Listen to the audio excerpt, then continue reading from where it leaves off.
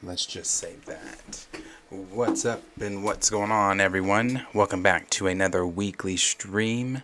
How's everybody out there doing today? We are going to wait, as always, for a few more people to get in here. Trey, if you want to go ahead and do your weekly spiel. So what's up, guys? We're still on that quest to hit 1,000 followers. You know, the subscribers. It's a big thing we're going for. We're going to keep pushing for it. We're going to hit it before the end of the year. I was saying earlier, you know, I saw a post back in February I made on Facebook where it was our first 100. You know, now we're going on our first 1,000.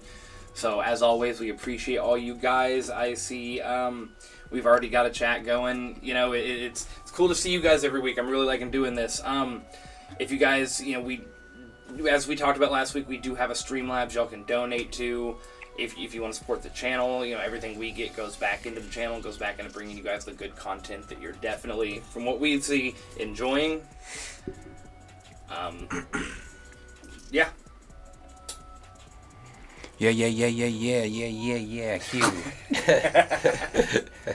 Q, how was your week? Q, did anything happen to you this week that was abnormal? I honestly had one of the most eventful weeks I've had in a while. I got my PC built, so that was a struggle for me. Oh, is that what you sent? Yeah, I got my PC built, so I'm planning on pretty soon. I didn't know what it was. Yeah, getting my own channel going. I'll probably have Darius over there a bunch because hopefully we can get this sports talk going soon with the NBA season coming back up. But over there, I'll be doing everything with NFL, NBA, some UFC. So that's coming up with me. So I'm just trying to plan that shit out. But you know, to be honest, when it comes to sports, basketball at least,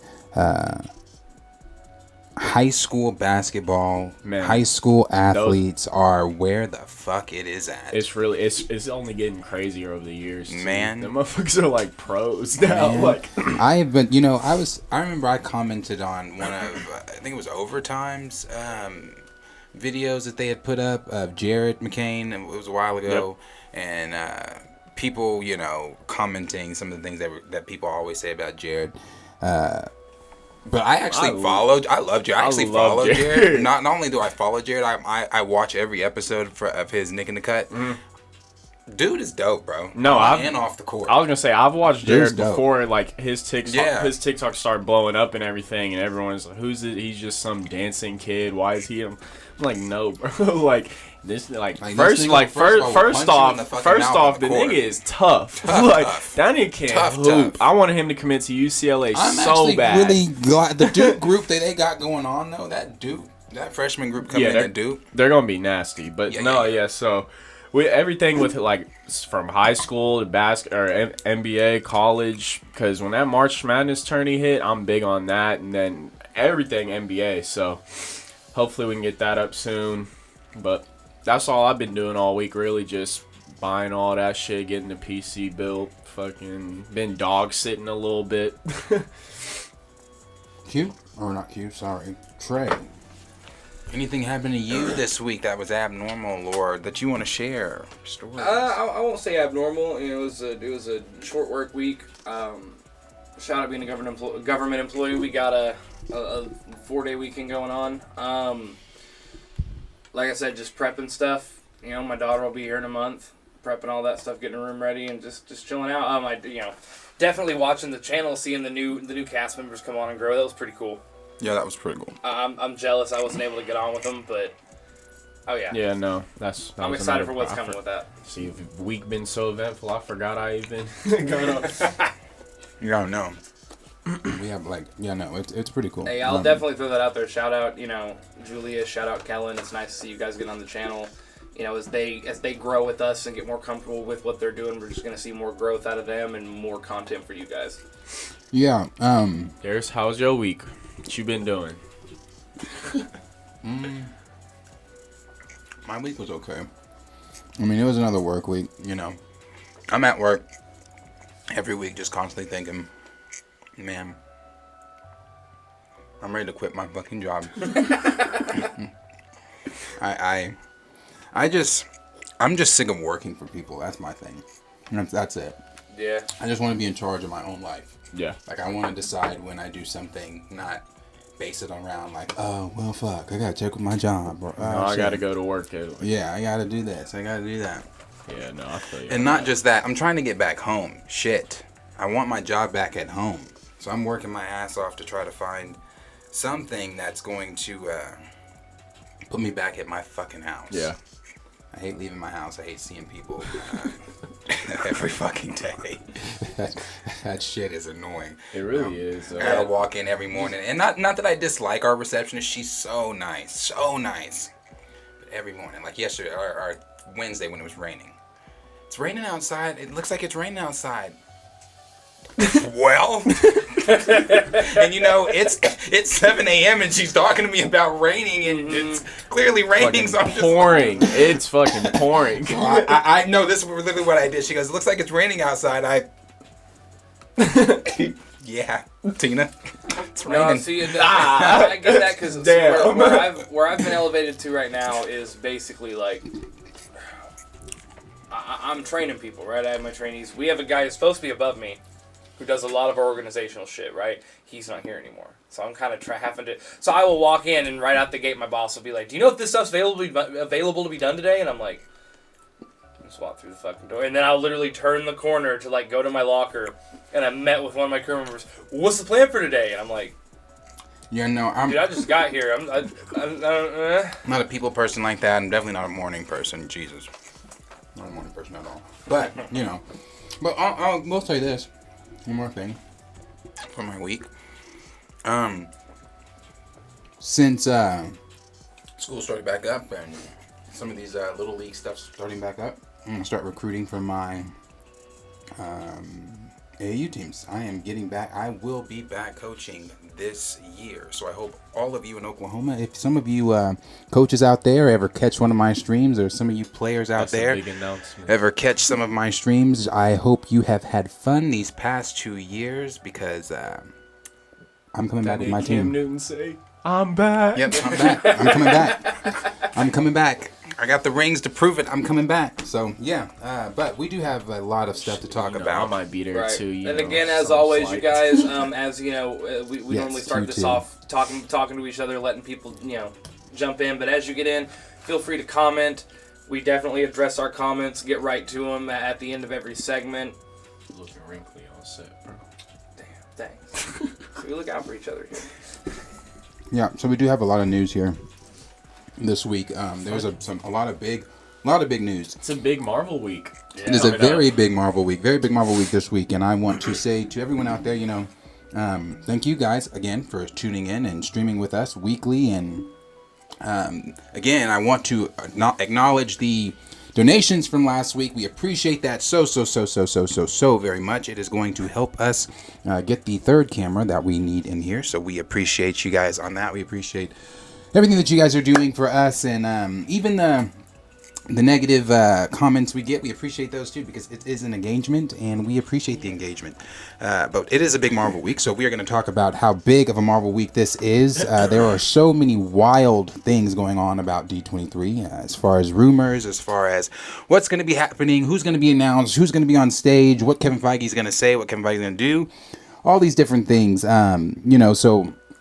And we are going to be live for D23. That'll be Marvel taking the stage 1 p.m. Eastern Standard Time. That'll be 12 p.m. Central Standard, our time.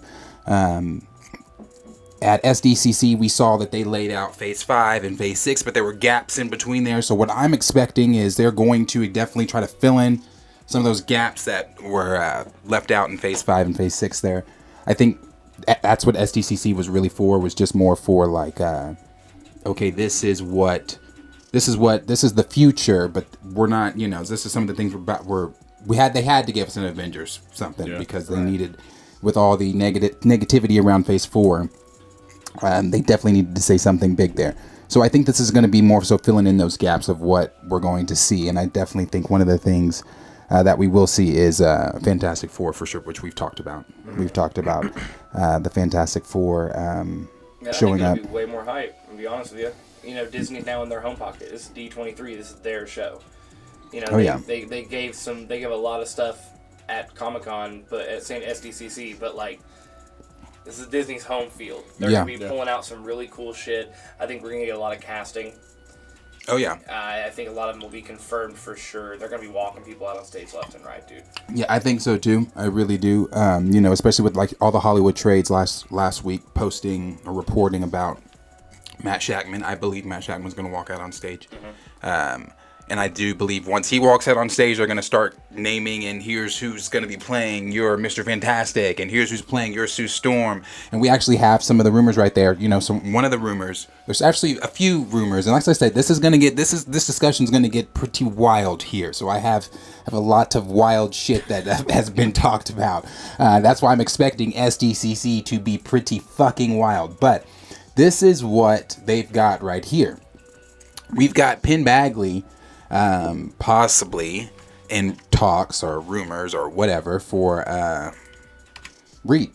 And if that does happen, you said before we filmed, you saw the picture, you said you didn't like it. I love it. And I said I didn't know how I felt about it. Well, I love it.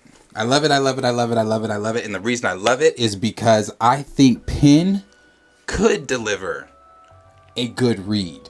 Not only deliver a good Reed, the man looks fucking identical to Reed. There are other fan pictures that they've done of him. They've even swapped John Krasinski's head out from Multiverse of Madness and put his head in there, and it looks good too. They've done some more with his facial hair when he's got more facial hair and things like that. He looks like Reed, and I think Penn Badgley could do it. Like I said, I'm a huge fan of You. I loved the first season. I like the second season. I like the third season. The third season was okay. Love was a bit much, but not a bit. Well, and I feel this is what I mean by whenever I was saying I wasn't sure how I felt about this decision. And yeah, I first said I didn't like it, right? But my whole thing with this is it is one of those. I think of his narrator voice from You and the way he talks and the way he does things, where Reed to me, and it depends on at what point. But he's supposed to be a creep in You. I know. But it depends on the timeline they bring him in as far as, like, how old is Reed Richards, right? Because I can't visually picture him being the father, responsible scientist Reed Richards. How old is Penn? Go ahead, finish your... What? But I don't know, maybe it is because I'm used to seeing him play like a... 35. 35? I don't know. I mean, it really depends on again, is he going to come in? How many kids? Do they even have kids yet? You know what I'm saying? Like, where are they at with that? I'll need to see that to kind of... I doubt... I'm not saying this is a bad choice. He could sway me, but he's going to have to sway me, is all I'm getting at there. Q, what do you think about Penn? My vote would be yes. Simply because whenever I watch You, it's just the most recent thing he's been in that's been good and everything. But I first noticed him in Gossip Girl and everything when I watched that. But that's where a lot of people recognize him. In You, I didn't watch Gossip Girl. I'm sorry. I didn't watch it either, but I don't know the way that's not an easy role to play, first off, and everything. And then he does so much with playing it, and then he narrates so much, like so many different scenes and what's the word I'm looking for? Anyways, I'll move on from that. But the thing I'm saying is I've seen his potential as an actor in that, and I think the Fantastic Four is something he personally needs to push his career. And so I don't think that's something he'd come in and fuck up or anything. I don't know how much he knows about history or anything, but the way he dedicated himself to You in that role, I would say he would come in and dedicate himself to this role and be willing to learn everything about source material. I don't know how much he knows. So in Gossip Girl, was his character like similar to his character in You? Was it polar opposite? I don't know this man's range. That's what I'm saying. Part of this does come from ignorance. I don't know this man's range at all. Well, I'll say this. I didn't watch Gossip Girl, but I'll say Marvel. Can we name a bad casting that Marvel's done? How many times have we looked at a casting? For me too, I'll say I've looked at some things new that they've done, and I've said, oh, this person's not going to do a good job. I've been completely wrong. That's true. I don't think casting is where their issues come in. Yeah, no, I don't think that. And I mean, this is just a rumor with Penn. This is not. Nothing has come from Penn. Nothing has come from Marvel. There was just some talks there. I mean, again, it gets wilder. This right here. This ain't shit. This is just Penn Bagley has been rumored to play. Because, I mean, there's, in this one, you can take it for what, you can say it's wild or not. But there's another one here that says they're talking about Henry Cavill playing Reed Richards. And for me, with that one, I'm more so... No. Yeah. Wait. Sorry, I got distracted. No. You said Henry Cavill for Reed Richards? Henry Cavill as Reed Richards. And I'm not saying no in the sense of he wouldn't be a good Reed Richards, but I'm saying Henry Cavill has so many better roles he could play in MCU. Oh, yeah. So many better roles that he can play in the MCU. As I've said so many times, I want him to be Hyperion. Yeah. I want him to be Hyperion really, I really bad. thought he was confirmed to play an undisclosed role in Loki Season 2.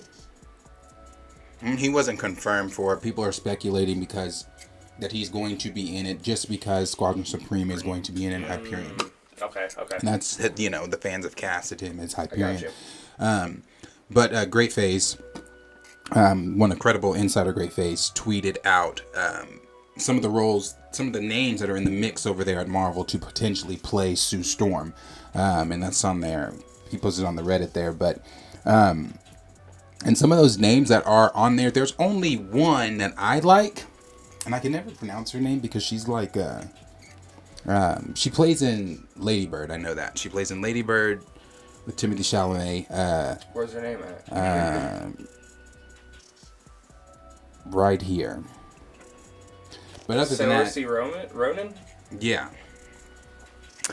I like her a lot. That, but yeah. I like her a lot. But you got Lily James there. You've got Amanda Seyfried. You've got Jodie Comer. And I think it's Jodie Comer, personally. I think out of all those names, I think Marvel's going to go with Jodie Comer. Why is that?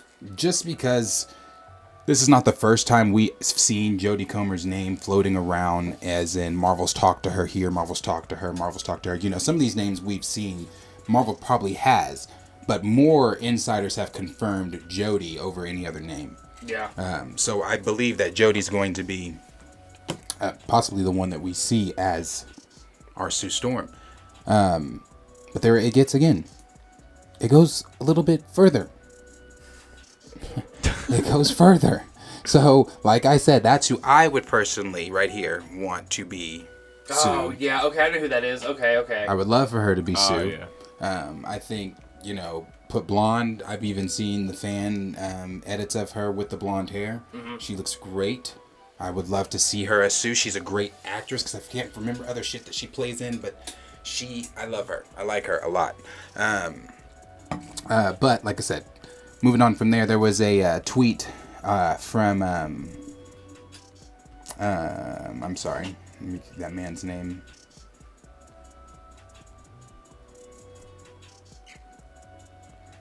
Okay, yeah, that's what it was. So before I move on to the other big ones here, so some of the things that we could be expecting from D23 would be because Marvel Studios has not, we've talked about it, other channels, other people, we've seen it in other mediums and things like that, but Marvel Studios has not officially said anything about Werewolf by Night. We all expect Werewolf by Night to be coming in October, and they even said that they had Michael Giacchino was going to be the director of it and everything like that.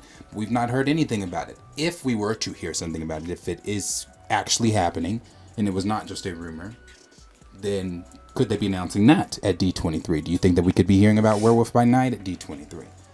I mean, we would have to.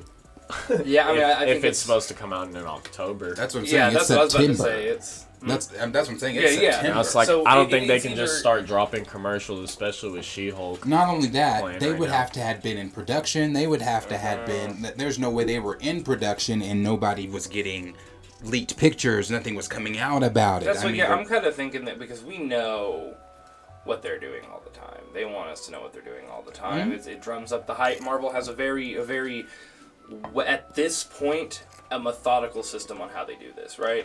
So hearing nothing, and it's supposed to be coming out next month, I don't think it's happening. I don't think it's happening at all. Probably isn't. It probably is not happening at all. And I don't think it's happening at all either. Like I said, it's September.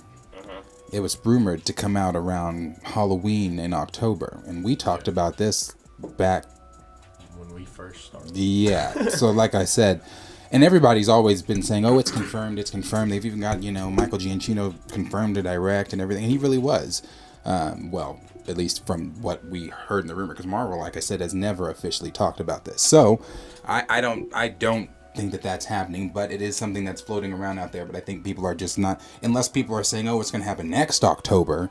But if it's, it could be one of those things where it is next October. Because if you remember when Feige announced Fantastic Four was 2019, and we still don't get the fucking film till 2024. Yeah. Right. Well, I think it's not something I feel like everyone is extremely. That's not the movie on everybody's tongue, right? That's not. I feel like it almost be more of a passion project, a Halloween theme thing, which I think is cool. And Marvel could do it. It's just, like you said, it would have to have drummed up some kind of buzz by now. It would have had to have been given some sort of. I mean, we know what's happening in the next 5 years. Yeah. I mean, we don't know about this. That's why I don't think it's there. Hugh, your thoughts?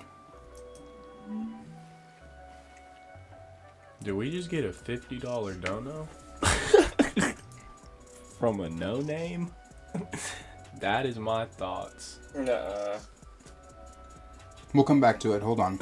We'll come back to it. But Q, your thoughts on my thoughts on this is simply, I can't even remember what we were talking about. Werewolf by Night. Werewolf by Night. Oh, like I said, yeah.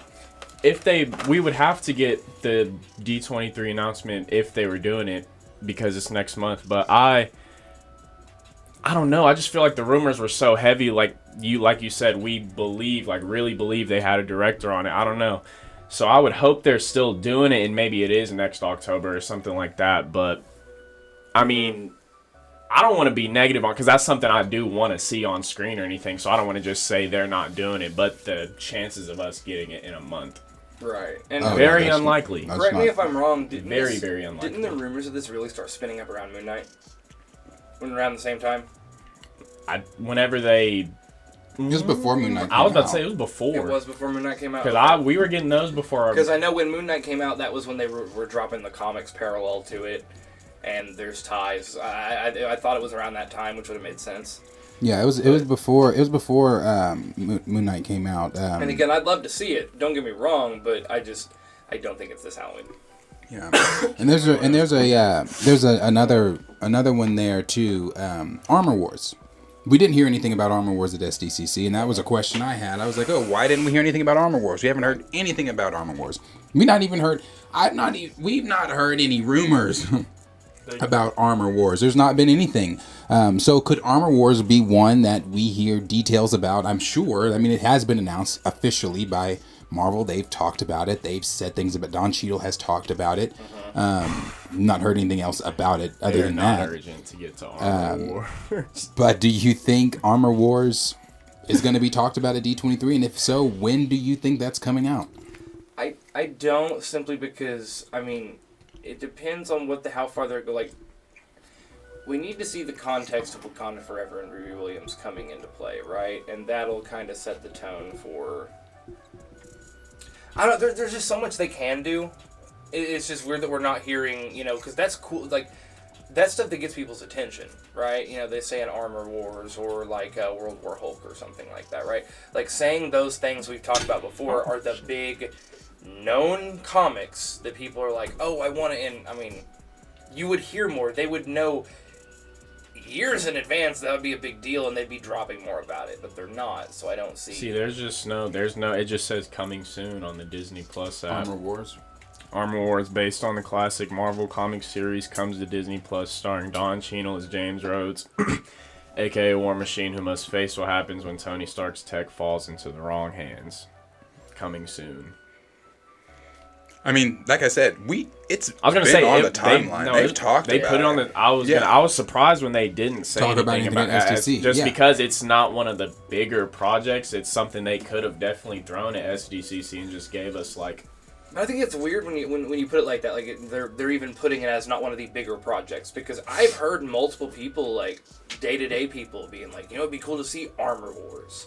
That's what I'm saying. It's a known title in comics. It's a known story. And I mean, I've heard multiple people but it's already been set up throughout the MCU, as we've seen. It was even set up in No Way Home with the seizing of the Stark tech. No, I really thought it was set up the most in, what was that, Iron Man 2? Yeah. That was when you first start really, when he's doing the expo and all this. It's like, that's when you really start to see, oh shit, we could have an Iron Wars. And again, I've heard people talk about it from then to now. Of just little like, man, that'd be really cool to see. That's one of the things I want to see, but they're not. Even in this, it's just a coming soon. It's not really heavily talked about. I think they're missing an opportunity here. For how much they drum up their Disney Plus shows. Well, I think they're going to talk about it at SDCC, honestly. Personally, I think that is one that is going to get talked about. Unlike Werewolf by Night, which I don't think is getting talked about, this one's going to get talked about. Marvel's talked about it before. It's on the official website. Don Cheadle has talked about it in, passing in interviews when questioned about certain Marvel projects. He'll say, not much I can say, but, we are doing it and things are happening, blah, blah, blah.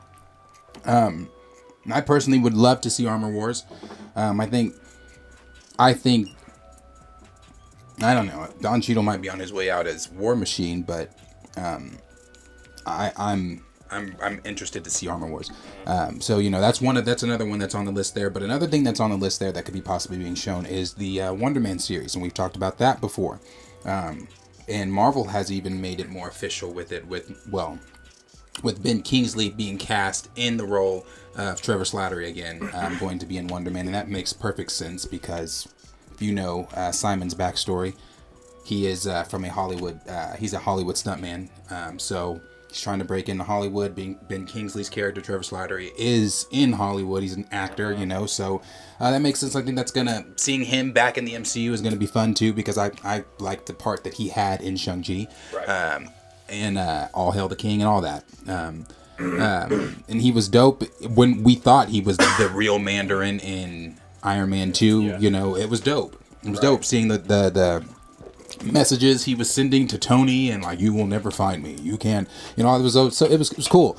So I was gonna say I might be more excited to see him back on screen because whenever you initially told me they were bringing the Wonder Man series and everything, I remember I wasn't too excited about it or anything, but. I mean, just for that connection in the MCU, we know it'll be there, so hopefully we can get some MCU connections and a lot of tie-ins with that. And then, I don't know, I've read a little bit, or not read a little bit, but I've just went and looked up a little bit about Wonder Man, and it's like, his story is almost essential to where I think the MCU is going with a lot of stuff. So it's like, I don't mind seeing it, and I hopefully the MCU adaptation can make me a fan of him. And I hope they kind of keep it close to the comic. I really do. Read a bunch of comics and become a fan of him. I don't think so. I just hope I can become a fan of what they put. I hope they kind of keep it close to the comic though. I hope they keep Zemo involved in his whole creation. I hope that they keep, and obviously I bet they do keep the whole thing. Tony Stark's. Basically the reason his father's company was it was the demise of his father's company and everything like that. I'm sure they'll keep that in there because it keeps Tony Stark's name in the MCU, and that being a whole motivational thing as to why he hates the Avengers and da da da da da. Right. And, he at one point he was a foe of the Avengers. Well, he was created as a foe to the Avengers, and he infiltrated his way into the Avengers and then things like that. But and then officially became a member of the Avengers, and not only that, he also had a relationship with the Scarlet Witch in Children's Crusade. We put up that poll that talked about Young Avengers. We're going to get to that, but we put up that poll talking about Young Avengers, so we'll get to that part. But before we get to the casting and the more major things that could be talked about, the more big things that could be talked about at SDCC D23. Anybody saying anything in the comments there that we can address? So of course, Caden came in early. Just hyping us up. Then we have Sir Young G said, I just want to say, I peeped your channel the other day and got nothing but respect for y'all and what y'all do. Carry on though, don't want to stop the conversation here. We appreciate that very, very much. We definitely for sure. do. And then, like you said, we have a mystery $50 donation. Which is insane. Yeah, that's nuts. Nutty. That is insane. Whoever it is, thank you so much. I mean, that is generous and kind of you. That's a $50 donation. So we really, really appreciate that. Thank you guys. I looked so at it and I forgot what we was talking about because I was like, whoa. That's the thing here. Yeah, I think if for anyone that wasn't here last week, we addressed. We don't do necessarily super chats yet. We like hitting everybody in the comments and talking. Trying to talk to everybody while we still can, right? Our chats aren't going crazy right now or anything. so we don't want to see it like that. We do love the support. For sure. Thank you so much. It's Nice a big to deal see to you. us because everything we get goes back into this channel and goes back into making better content that you guys like to see. You guys are so loved. You guys are so loved, and I don't even like the word. Like, I think we said this. I treat you guys as just like, you guys are friends, viewers, family. No, that's what I was saying. Like, I don't even call y'all like fans. I'm using bad terminology. I really do it like. That's like shouting in chat. Cornelius here, Like, if anyone ever had a comment or anything to say to me, like, I'm on my phone reading them, I've replied to them. Like, Trey goes and replies to them. Like, we're all on our phones separately replying to comments as much as we can and stuff. So it's just, I don't know. We enjoy engaging more so just because, like, we like seeing, like, we like talking about comics with other people. Like, we like, and this shit is fun to me. Like, it's just the kid side of us, on the come up on this channel, like I said, we're going after that 1,000 subscribers as hard as we can. It's cool to see it because, like I said, we have Cornelius in the chat, we have Caden in the chat. These are people that have been following this channel for a very long time, so it's really cool to see you guys. And again, whoever left this $50 donation on our Streamlabs, they want to stay anonymous. It means a whole lot. It really does. That is extremely generous of you. But just seeing and knowing this channel is supported by people watching, it's amazing. Yeah, it thank really you guys. is. We really appreciate it very, very much. And again, feel free to make more comments. We definitely address them at segments in between our talking points. So hit us up if you want us to discuss anything or answer any questions. What's up? I think we're good to What's go. up with the D23? I know there's got to be a little bit more. No, we not.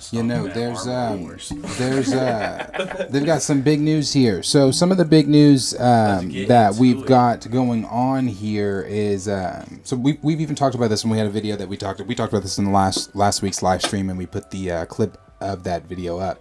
Can the MCU do a World War Hulk? There is still the talks that World War Hulk will be announced at D23. And I'm still one of the ones that believes, it's absolutely going to be announced. I just don't know if they can do it, but I absolutely do know it's going to be announced. And it's just because of the rumors that we've heard from She-Hulk, seeing Hulk being blasted to Sakaar. You think they announce it before She-Hulk finishes the series, though? I do. I think they announce it. It's next Saturday? This coming Saturday? She-Hulk, that's episode 4 Thursday. They still got 6 weeks left of She-Hulk. See, I think that's smart for marketing. You think so? You had Hulk, because one of the big things that drew people to She-Hulk. What if he's like not coming back to She-Hulk? He's probably not. But that doesn't mean we won't get maybe a post-credit scene or something with him. Well, that's what I'm saying. So one of the things that drew people to She-Hulk was all of the connective tissue. You see Wong, you see Daredevil, you see Hulk. I've said that. Yes, that's the only reason I'm seeing Hulk, and Hulk was a big part of the beginning of She-Hulk, right? Obviously, you don't want him to overshadow her entire show, but while the show is going on, you drop here at D23. We're doing World War Hulk. Everyone loses their fucking minds. It's just going to drive more people to watch She-Hulk to see if they catch that post-credit scene, or that maybe half an episode or whatever it is that will be the beginning lead up into World War Hulk. It'll drive more people to watch your show. It make on a marketing standpoint, it makes so much fucking sense. I mean, you look at the views from episode 1 of our reaction, 300 something views. Terrible views. Terrible. Not that great for us. Well, not for our reaction video. For me, that's not a standard for what I want. But no, not at all. Then you look at episode 2, even worse. Then you throw Meg the Stallion in the twerking in episode 3. Hey! And we got 500 views in 24 hours. So, it's like you said, it's the marketing, it's the expectations, what people are wanting to see. That people wanted to see the rather to either shit on it because people thought, it was ridiculous, but they still went and watched it, or people that were like, I want to see this whole twerking scene with Meg Thee Stallion, and they loved it. Because I've heard, so many people say I was on the floor laughing just as much as I've heard people saying, it was stupid, but I loved it. I thought it was funny as fuck. I don't think. Shit, I thought it was stupid. I think the only people mad about it are the same people that have been bitching that the show exists. Yeah. I mean, I saw it. I thought it's a post-credit scene. It was hilarious, and for people that know She-Hulk, it's a funny fucking comic. Like, I was about to say, It's bro, a joke dude, comic you be more than forgetting like anything. this source material is like comic books. Hey, I did see. No, I did see. Probably the best thing I saw about this is if Deadpool would have done that in one of his movies, a post credits at the end of his movie, he's twerking with someone, everyone would have been fucking laughing their ass off. Oh yeah, well not only that. Not trying to I've make it a seen whole discussion. I'm just saying. Well, I saw one where it was a tweet of Hulk's bare ass from Ragnarok, Thor's bare ass from Love and Thunder, Cap's that is a nice ass in Endgame, and then the picture of She-Hulk with Meg. And it's like, why was all that funny, but now this one's not too much. No, I'm sorry, but I mean Deadpool. I mean, to me, I will always go back to the International Women's Day scene. Oh yeah. She is straight pegging this dude on camera, and I almost fell out of my chair at the theater laughing, right? This shit was hilarious. It's funny. And you don't see anyone being like, well, that's inappropriate, and this is... Like, come on, get over yourself, bro. Like, I don't know. No, yeah. So, but I do think World War Hulk will be announced. At D23, I think they announced it because Ruffalo has even said, and... Someone commented that I was not aware of, or maybe, no, I was not aware of that, actually. Universal loses the rights to Hulk next year. So with them losing the rights to him next year, that opens up the playing field for Marvel to be able to do whatever the fuck they want to do with Hulk. So Right. I think that is going to be announced. Another one that is possibly going to be announced, because this was talked about in the Marvel subreddit, is Spider-Man. Spider-Man 4. We still don't know what's going on with Tom Holland. We don't know what's going on with Andrew Garfield or anything like that. We still have the rumors that Sony does want to do an Amazing Spider-Man 3 with Andrew, and that if they do that, Kevin Feige would be involved. I don't see Kevin Feige or anything talking about Sony projects at D23, but there is still the joint project that MCU and Sony have the under contract to do one more project together with Spider-Man. So is that going to be the solo project? Or plus they have the whole cameo. They have, I think, a few more cameos with him, but that would be the solo project for Spider-Man. So could Spider-Man 4 be possibly announced at D23? Obviously coming out in, I don't know, maybe Phase 6, after Phase 6, I don't know. But could Spider-Man 4 be possibly announced there for D23 with Tom Holland? He's not said anything. I don't even think he signed contracts yet. The last time I heard anything, he hadn't. Yes, last time we talked about Tom Holland, he hadn't signed any contracts yet. But I think that's good on him. I really do. I think you played if you're Tom Holland after you gave 3 successful movies, despite what everybody thinks about the first one. I loved it. When you got to have the Avengers too. I mean, he was heavily involved in those. You take. He wasn't involved in Endgame, but No Way Home. I mean, Infinity War. You take what Tom Holland did in the MCU. If I'm Tom Holland, especially after I give you a 1 billion, is it one? No, it wasn't 1 billion. It was 2. No. No Way Home breached billion, didn't it? Yeah. It dethroned Black Panther. Then I want that RDJ money. Yeah. I want that. Yeah. If I'm showing up in a film, I want that 50K. If I'm showing up in a cameo, I want that 50K. RDJ robbed them blind. It's almost at $2 billion. Yeah, no, but see, here's the thing about that. Robert Downey Jr. is the MCU. Yeah, I mean, he was the face, he was the star, and that makes sense. I feel like they're kind of, I don't want to say fucked, but a little bit backed into a corner on the fact that with everything going on, right, with them doing all this multiversal, with all the Kang stuff going on, all that's fine and good, but there's one hero on your roster of all these new and old characters that will put asses in the seats, and his name is Peter Parker. Yep. So they have to bring him in some way, shape, or form. Yeah. I feel like they'll fully extend their contract with Sony as long as it takes.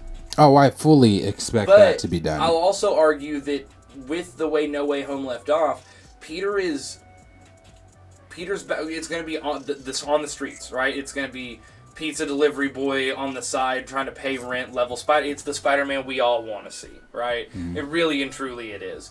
So it would be weird if he just made everyone forget who he is, goes to the apartment level being a crime-fighting Spider-Man, to immediately back in the main major Avengers films. I don't know. I would need to see a film of him. I want to see a film of him just being Spider-Man. No, I would want to see the film of him being Spider-Man. But I think that's one of the things that confuses people about the end of Spider-Man and how the spell worked and what the spell did and everything like that. You know, he's still Spider-Man. Right. He's still, people know, the world is conscious of his events in Infinity War. They are conscious of his events with Mysterio. They are just conscious. him as Peter. It's just Spider-Man. They don't know who Peter Parker is. They don't know who's under the mask. So the idea, it still looms that he is this murderer. That he is a, there was an extra scene added in the more fun stuff version. Well, several extra scenes, but one of the extra scenes that was added was the paint with his brother stealing that woman's purse and him webbing his brother up as the criminal and things like that. Then he's arguing, but the scene that before the paint gets thrown on him, he's arguing with three different. It's a funny scene. He's arguing with three different individuals, citizens in New York. And the one lady comes out in her New York accent. She comes out and at the store and she says, "Well, should you even be, stringing him up like that? You know, you're a murderer yourself." And da da da da. And then she's like, she said, "You're a kid."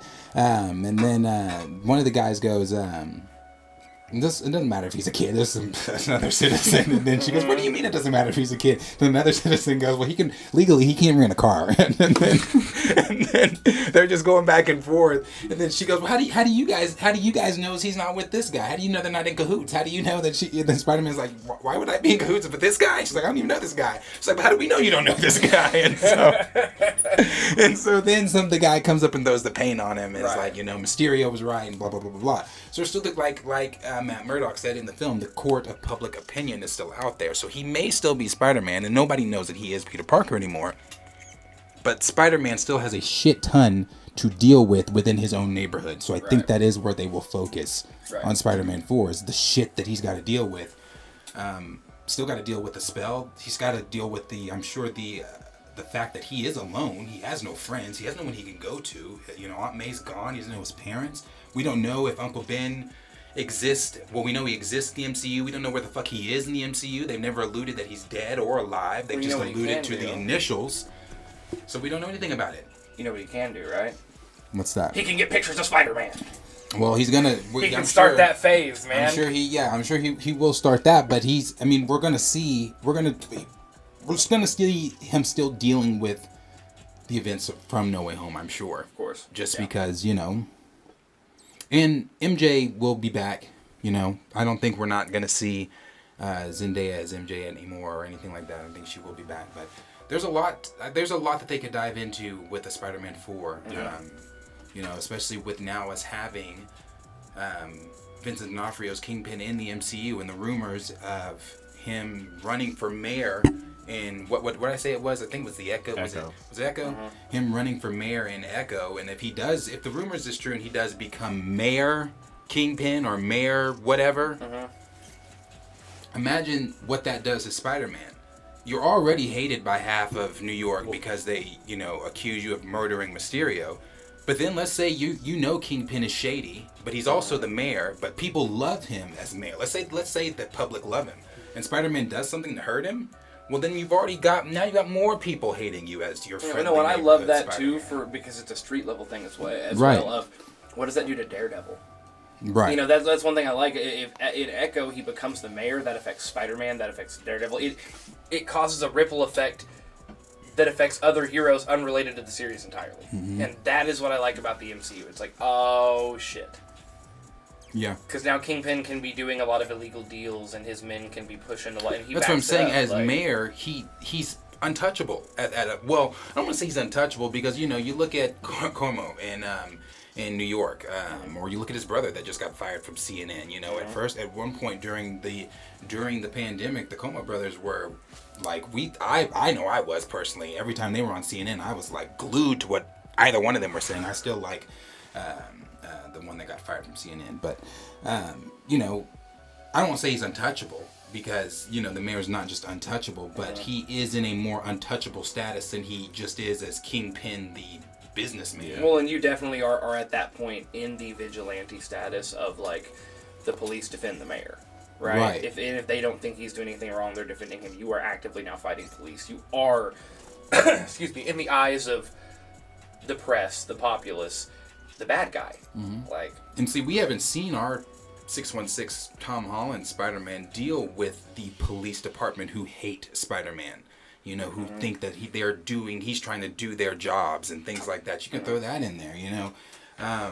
There's just a lot that could be done with Spider-Man, obviously in Spider-Man, Marvel, Kevin Feige, Sony, and everyone over there is not stupid to not put Spider-Man back in the MCU and have, you know, asses in the seats. Right. So that's definitely going to happen. Q, did you have any thoughts on Spider-Man 4?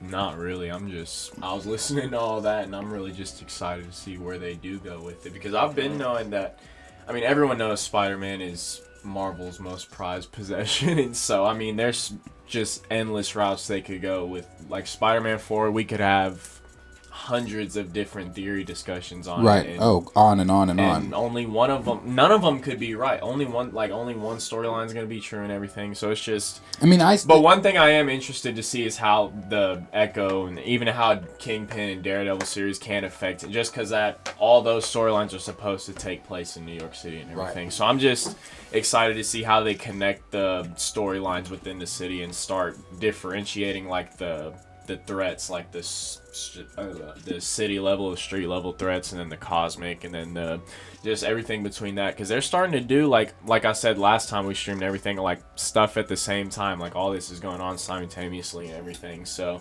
it's cool to see that, and I hope pretty soon we actually get to see cameo, like more team ups, cameos and stuff like that, because like we always talk about, I go back and watch the old movies just to see the interactions between heroes and everything. So that's just one thing I'm looking forward to getting back to. You know, one thing, too, that they still can do and that they have not touched on since the first one, Far From Home. Homecoming. Scorpion. We don't know, you know, I'm sitting here talking about Vincent D'Onofrio, but the Rogues Gallery for Spider-Man is deep as well. There's so many dope villains that they could do. You know, I love that in Into the Spider-Verse they're doing Spot. Not everybody knows who Spot is, and Spot's an amazing villain. Yep. You know, you think you're punching him, but then he's sending your fucking fist back through and it's hitting you. So you don't, you know, or hitting somebody else or whatever. Like, he can, I know in the cartoon, the 90s cartoon, he trapped Spider-Man in like a, just space, basically. He was just floating around. So, I mean, there's shit that, there's so many he villains like, that he has. Basically those portals that, like, he has his own. You can teleport. Right. But and that's the thing, you know, overall, like you're saying, that the point to that is Spider-Man does have Spider-Man's been around for long enough and was one of Stan Lee's all-time, it was Stan Lee's all-time favorite hero, right? So, yeah, he has an incredibly deep storyline. He's involved in so many things, and he has such a again, a diverse roster. You know, that's where I'm kind of like, fuck you, Sony, for how they're doing Kraven, just because I remember my uncle, who's got me into comics, right? I remember him more than once bringing up, like, I wish they would stop doing the Sinister Six every fucking time. Bring Kraven in, and he'd start dropping names, right? As a Spider-Man comic fan growing up reading it, these are the things he wanted to see, and it just goes to show you there's so much you can do with Spider-Man. Right, Kraven's Hunt. Kraven's Hunt, I believe, was on the table before the No Way Home, what we got. Before we got that, I believe it was Kraven's Hunt that was on the table. Mm-hmm. Well, Kraven, at least, was going to be in the film. I don't know if it's... Yeah, that's what Tom Holland said. Yeah. They said in that interview and everything it was supposed to be a Kraven film. Right. Yeah. And I feel like that would have been awesome to see with Tom Holland being a young Spider-Man. A really young, really energetic. I mean, when you look at him, they're getting out of high school, right? To going up against Kraven. But Kraven would have kicked his ass. Well, that's what I'm saying. Who is actively hunting him? That would have been fucking crazy to see on TV. On the big screen. I think a more mature Spider-Man dealing with Kraven is a more interesting watch, because if him that young dealing with Kraven, he barely handled Vulture. Barely handled Vulture. Right. Yeah. But see, that's the thing, though, and that's what I think some of these movies could benefit from. A hero can lose. No, I'm not. I remember. So when Carnage first came about, what has enshrined him as in my mind today is still one of my favorite villains of all time. Is when Carnage first showed up, he beat the shit out of Spider-Man. Then beat the shit out of Venom. Then Spider-Man and Venom teamed up, and guess what? He beat the shit out of them again. Mm-hmm. Until they finally had to use the nanowave device. And it's like, that terrified me. So have a movie where he's dealing with Kraven and Kraven beats him in the end, and he has to like that would just drum me up to go see the next movie. I think they could benefit from that a little bit. Right. Yeah, no, I mean, I think they could. I just think you could still do that with a more mature Spider-Man. Like, he could still lose, but right out of high school, like, he's still a senior in high school, and you've got this lunatic that believes that, you know... You're the ultimate hunt. Yeah, you're the ultimate hunt. You're his prized possession. He's got to take you down to prove... No, like, what? If I'm a senior in high school, I'm like, what the fuck? I've got a final next week. I've got finals next week. I've got this dealing with. I haven't even asked MJ to prom. She's asked me what we're gonna wear. But you're saying that this motherfucker's I was about to say, is it far-fetched Yeah, from like that's MCU's, true. from what MCU Spidey's already done though? Like, yeah, that's seeing that would have been my is whole true. point. It's like you're That's saying true. that. that like, nigga flew through the battlefield with that gauntlet. Yeah, but at what point does I mean? I guess it is the point of Spider-Man. At what point does he ever get to live a normal life? He never really does get to live a normal life. But I'll give you the. I mean, just look at Civil War. Right? Yeah. You're saying you can't do, the Kraven, the crazy guy coming after you, but in Civil War, he's literally fighting the Avengers. Like, Well, he fought Cap. Yeah. He fought Cap. He Got fought a hit Winter on Cap. Soldier. He fought Bucky and Falcon at the same time. So That it's is like- true, it's and I like, love this that is scene. a Whoa, you got a different- metal arm? That was the scene. That was I so think I said Spider-Man. it to you repeatedly that made me fall in love with Tom Holland Spider-Man. I didn't like how he looked. Oh, I didn't loved like it. Well, no. Whenever I saw like the rumors he was being introduced, right? I didn't. Oh, you didn't like Tom Holland's look. I was really like, what are we doing here? I was kind of confused. I wasn't sure because also Spider-Man's role in Civil War was way more prevalent, and it was Vastly different Civil War, He though. was older, and he was kind of the linchpin. They were pulling him either direction. He identified himself, though. So when he landed down and grabbed that fist and was like, "You have a metal arm," I was like, "It's fucking." Yeah, no, I Spider-Man, loved it. He was dude. like, "You have a I metal loved it. arm? That is so cool." So cool. I love that. Just like I thought the scene in No Way Home when he said, he's like, I'm in charge. He's like, "Look, buddy, I'm in charge of this whole cynical situation you got going on here." That scene, and then the scene where he beat Doctor Strange. He's like, I just got in a fight with Doctor Strange, and look, I got his ring thingy. Like, I was like, that is so Spider-Man, bro. I'm like, yeah, I loved it. So you could still do that. No, he's not in high school anymore, but that could have been something that could have been done. But I like the fact that we still have Kraven on the table to deal with Spider-Man. So Spider-Man 4 is definitely something that could be announced at D23. Let's get some contract shit over with and get Spider-Man away from Sony. Man, I wish. Bro, That if shit- Marvel got never the gonna full happen. Spider-Man if they got the rights, full Spider-Man rights, what- because I think that the shit ain't never She-Hulk. gonna happen. What I can't remember if it was She-Hulk. Was it She-Hulk or was it the Daredevil writer? No, I think it was the She-Hulk writers that said they wanted, like, they had so many characters on the table that they could use, and they wanted to use Spider-Man, but they were told no. If the MCU had the rights, now making sense of why Spider-Man's in San Francisco, but well, he was in fucking Paris, and he was, but I mean, sure. Maybe Or he he was in being Italy, yeah. being hunted. Sure. Maybe he's running from Kraven. Sure. He's got that ass look, man. See, Sure. we're making fucking. We're trying to make being waves. hunted. Here. No, We're but trying to Now he need a lawyer I'm to saying get him though out that the country. it's just if Marvel had his the full identity. rights to Spider-Man, the things that they could do with She-Hulk, him, Daredevil team up representing Spider-Man. they would be able to use him so much, so much more than they are able to use him at all. But so Spider-Man 4 announcement at SDCC or D23 would be great. Another one of those announcements there is the Thunderbolts team. Thunderbolts being brought out, that the cast being announced, the members maybe being announced. The rumor out there that there was that they were the roster was released there for who will be in the Thunderbolts. And the rumor just came out a few days ago that Yelena will be the leader of the Thunderbolts. But there is still no word on Zemo, and that honestly bothers me. Because Zemo is the leader of the Thunderbolts. I don't want to see Yelena lead the Thunderbolts. Exactly what I was gonna say. I want to see Zemo lead Especially the what we've Thunderbolts. been given of Yelena. Like, I just don't feel like we've been given anything serious enough of her to be the leader of the Thunderbolts. Yeah, I don't know. no. I want Like, to. it'd be cool to see her character development turn into something serious, but I just wouldn't want to see her leading the Thunderbolts to start. When we got Zemo back in the Falcon and the Winter Soldier and everything, that's really one of the main reasons I was lit. Because I was Thunderbolts. Seeing Zemo, even with the purple mask and everything, and then everything he even constructed something else to happen in the Falcon and the Winter Soldier, the way he was plotting with the Dora Milaje and everything.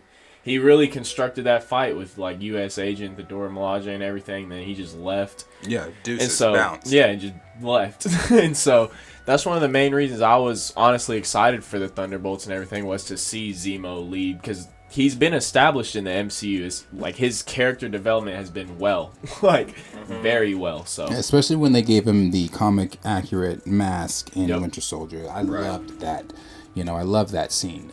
But some of the announcements there could be for the Thunderbolts at D23, and they could be announcing who is actually going to be in it, who's the cast going to be. Some of the members right now, it's Abomination, Emil Blonsky. You've got Dryfish. You've got the Hood. You've got U.S. Agent. You've got obviously Yelena. They've talked about the Punisher, John Bernthal, being in there. They've talked about. Oh yeah, and then Zemo obviously not being discussed. But is that something that could be discussed at D23? Could the Thunderbolts be one of the discussions there for the D23 That's announcements? something they need to do. It's already on there. It's already on the table. It comes out July 2024. That's what I'm saying. That's something they need to go ahead and get all the cast members announced and everything. Just I don't know. I think one thing is sort of sad how we're not I think they're even going to announce it's going to go in production. What is it? William Hurt or Hunt?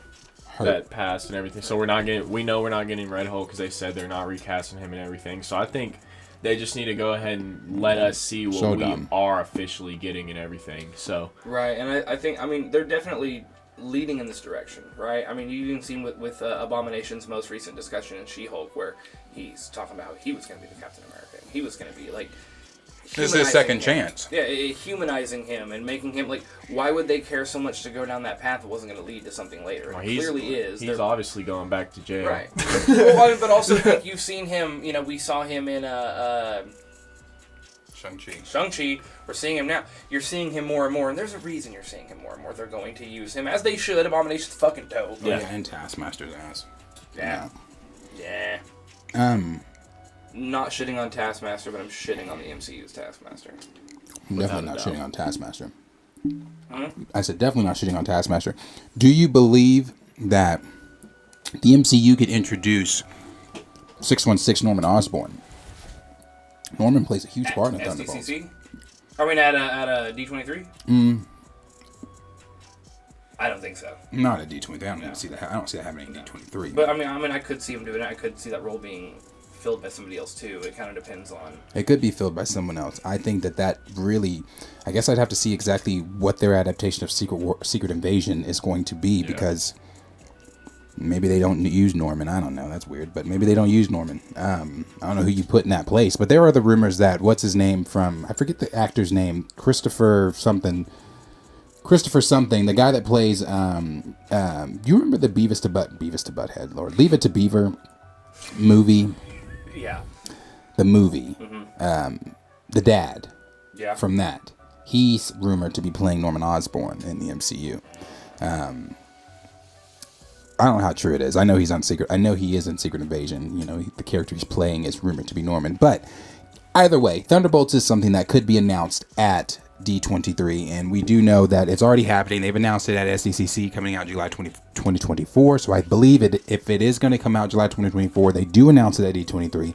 They also announced that not only are we announcing the cast, director, maybe even give you some kind of story of what the film's going to be centered around, but we're also going to go into production on this date, because we've got to get the film out on this date that we told you is going to come out at SDCC. So I think I think they get that going for sure with that. And plus, people want to see John Bernthal back. I think they announced that at D23. I think they announced that John Bernthal is, I think that's how they announce he's back as the Punisher in the MCU. Right.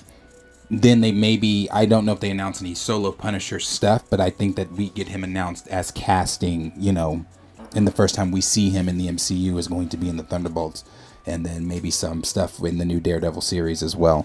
But people want to see John Bernthal back, so I'm pretty sure we'll see him. Now this is where, again, it gets crazy. Now, this stuff, it's interesting. It's interesting to me. I like it. I know a lot of people have had a lot of different thoughts about a lot of the different things involving this particular tweet that came from a guy named Emmett Kennedy. He is verified on Twitter. He's got a following. Oh, Marvel also tweeted this, which was crazy. Yeah. 6 days until Disney Plus, Disney Plus Day, and then they put hashtag X-Men. So yeah, we're definitely getting X-Men announcements at. But before I move into the craziness, any comments? Just Stamina London calling. In it. Yeah. Oh, okay. Normal Sunday for Stam. Yeah, we got our usual Appreciate Stamina you. MC. Cornelius is here. Yeah, and guys, feel free. Any of these rumors we talk about, any of your thoughts on who could be cast in some of these shows, or any of the things that you think they could show at D23. Anything you're looking forward to? You know, we've discussed like Armor Wars, World War Hulk, possible things they're doing with Spider-Man. If you want to throw in your 2 cents in, because again, until D23, these are all just rumors and speculations, different possible casting roles that could happen. And again, as always, I'm still going to shout out the guy that gave us that random $50 donation. Again, that means a lot to us. We love seeing that. But yeah, guys, feel free to comment any of your thoughts, and we'll keep going on with what we think will be going on in SDC or in D23. I keep getting them mixed up. I am too, but there's just so many. Because it's SD and D, it's the D. There's so many. Because you keep mixing them up. There's so many. SDCC happened already. D23 has not. Well, I should tell San Diego Comic Con, and then he got me on this SDCC. Never have I once heard you say San Diego. This is the I like bullying. This is the one that comes from, like I said, the Emmett Kennedy guy. He is verified on Twitter. He has a lot of connections. He has a radio show. He has a podcast. Seems like he's interviewed several different people, talked with them, etc., etc., etc. Now, he tweeted, "I'm reliably informed that Marvel Studios have signed epic talent for Phase 5. He goes on to list the names of John Boyega, Henry Cavill, Jodie Comer, who we already talked about as Sue Storm, Daisy Edgar Jones, John Krasinski, Giancarlo Esposito, and Denzel Washington. Now, these names, these are not the first time we've heard these names. These names have all been rumored by other credible insiders. I was gonna say, if you follow My time to shine. Hello, exactly. So many other credible insiders have talked about so many of these names. If this is true, and some of these names are going to be announced, so let's go through the list here of who they say here. So we've got let's start with Daisy Edgar Jones, and this one here, this is Daisy Edgar Jones right here. Daisy Edgar Jones. I don't know too much about her career or acting career or anything like that, but that's what Marvel typically does. Marvel will typically pull actors and actresses that we don't know shit about. Like before Loki, how many of you can honestly raise your hand and say, "Oh man, I love Tom Hiddleston," or "Man, Tom Hiddleston was a riot," and you can't. So I am a massive Tom Hiddleston fan, as after the MCU has brought him in as Loki. So whoever she is, I'm not sure who she is like that, but her career is about to possibly really take off with the MCU, and the rumor being around her playing someone in the X-Men. That is what the rumor is about. Some people are thinking that she's going to be playing. They don't introduce a Kitty Pryde that early. They're not doing that. I doubt that. I doubt they introduced Kitty that early. Maybe, I don't know. Is what I was more referring to. Well, I was thinking more of maybe Rogue. Thinking maybe she could be announced as Rogue. I mean, I see here, just to look this up, she was in like War of the Worlds. Oh, was she? Yeah, she's a British actress. Okay. Where the Crawdads sing. Where the what? Normal people. I mean, she has some. She's a newer actor. I would say she is a. We're about to get. She's only 24. Shit I want to be here for. I got a tinkle. So I'm gonna take my potty break. Do you think? She's 24. Okay. She's fairly new into acting. She does have some credible things under her belt, right? She won a Golden Globe for a TV spot. So, I mean, I'm with it. I think that, I like when Marvel does this, when Marvel will find actors with potential and bring them in, and then they kill in the role they're in, because Marvel puts the support behind their actors that they need to succeed. I'm for it. Right. Yeah, no, I like her.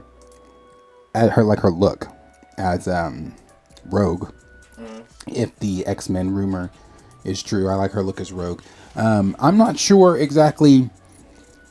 Like I said, who else I could see her possibly playing in the X-Men outside of, I mean, I don't think she'd be a Jean Grey. No. Jean Grey is the only other, I think. I was just about to say Jean, but then I don't know. I don't know. But someone in the X-Men. So if she does come out on stage and is announced, it will be someone in the X-Men. And Marvel has already, like I said, we just showed that tweet where they talked about the X-Men coming in 6 days. And I like I said, Marvel's going to drop Jaws, I believe. I really do. I think SD, I think D23 is going to be the thing where Kevin Feige again says mic drop. Right. This is what we've got going. And then we'll move on to the next name here that he mentioned. And the next name that he mentioned here is Henry Cavill. And we talked about Henry Cavill earlier when we talked about the rumors of him being Reed Richards. And I am just so completely against that. I do not want Henry Cavill to be Reed Richards at all. If you bring Henry Cavill over to the MCU, and he's such a brilliant talent, I don't care really. Honestly, you can make him anyone that you want in the MCU. You really want him to be Hyperion. No, I do. That's where I want. I want him to be Hyperion. I really want him to be Hyperion. And this is a bias for me, I'll be honest with you, because I am a huge Henry Cavill fan. Give him his second shot at Superman. I like what he does. I like how, the man's a real nerd. He's really a part of this community. He cares about giving authenticity to the role. Just go look at what he did for The Witcher, and that alone will tell you the kind of care he'll put into any role he's given. And DC just kind of fucked him like they fucked everybody, right? That's like he's said in interviews before, and you can tell he's got a bit of an attitude to it where he's like, the cape's still in the closet, you know what I mean? Like, I'm still ready to be Superman and do this right. And they're just kind of fucking him over. In my opinion, come play Hyperion, and Marvel treats you good is what they do. No, that's what I'm saying. Give him a second chance at being Superman, Hyperion, have him lead the Squadron Supreme, which is basically the damn Justice League. Bada boom, bada bing. Henry Cavill's happy. We're happy. He's in the MCU. Right. He looks great as Hyperion. I mean, like I said, all is well. All's well. That would be great, and I hope that it is true. I mean, a lot of insiders and trades have been saying that he has been in talks with Marvel. We don't know as for what, but if D23 holds to what D23 typically is, then yes, he gets brought out. So it'd be cool to see him. Next one on there is Jodie Comer, like we said.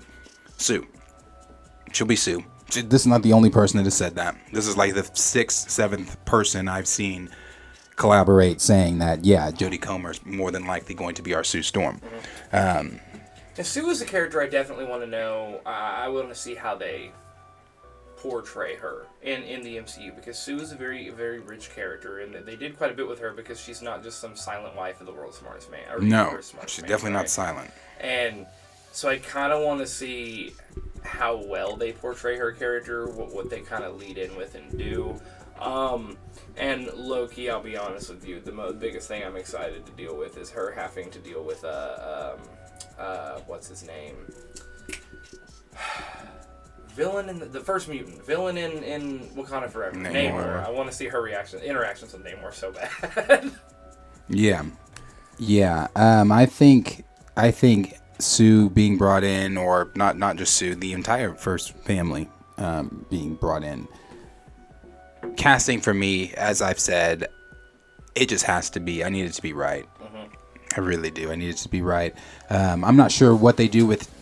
I don't know what Jodie does either. Again, another actress. I'm not too sure anything about her.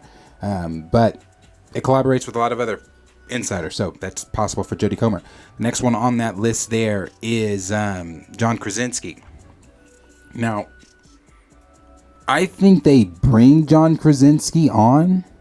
I think that's true. I think he's staying in the MCU, but I don't think he's going to be 616 Reed. I think he's going to still be 838 Reed.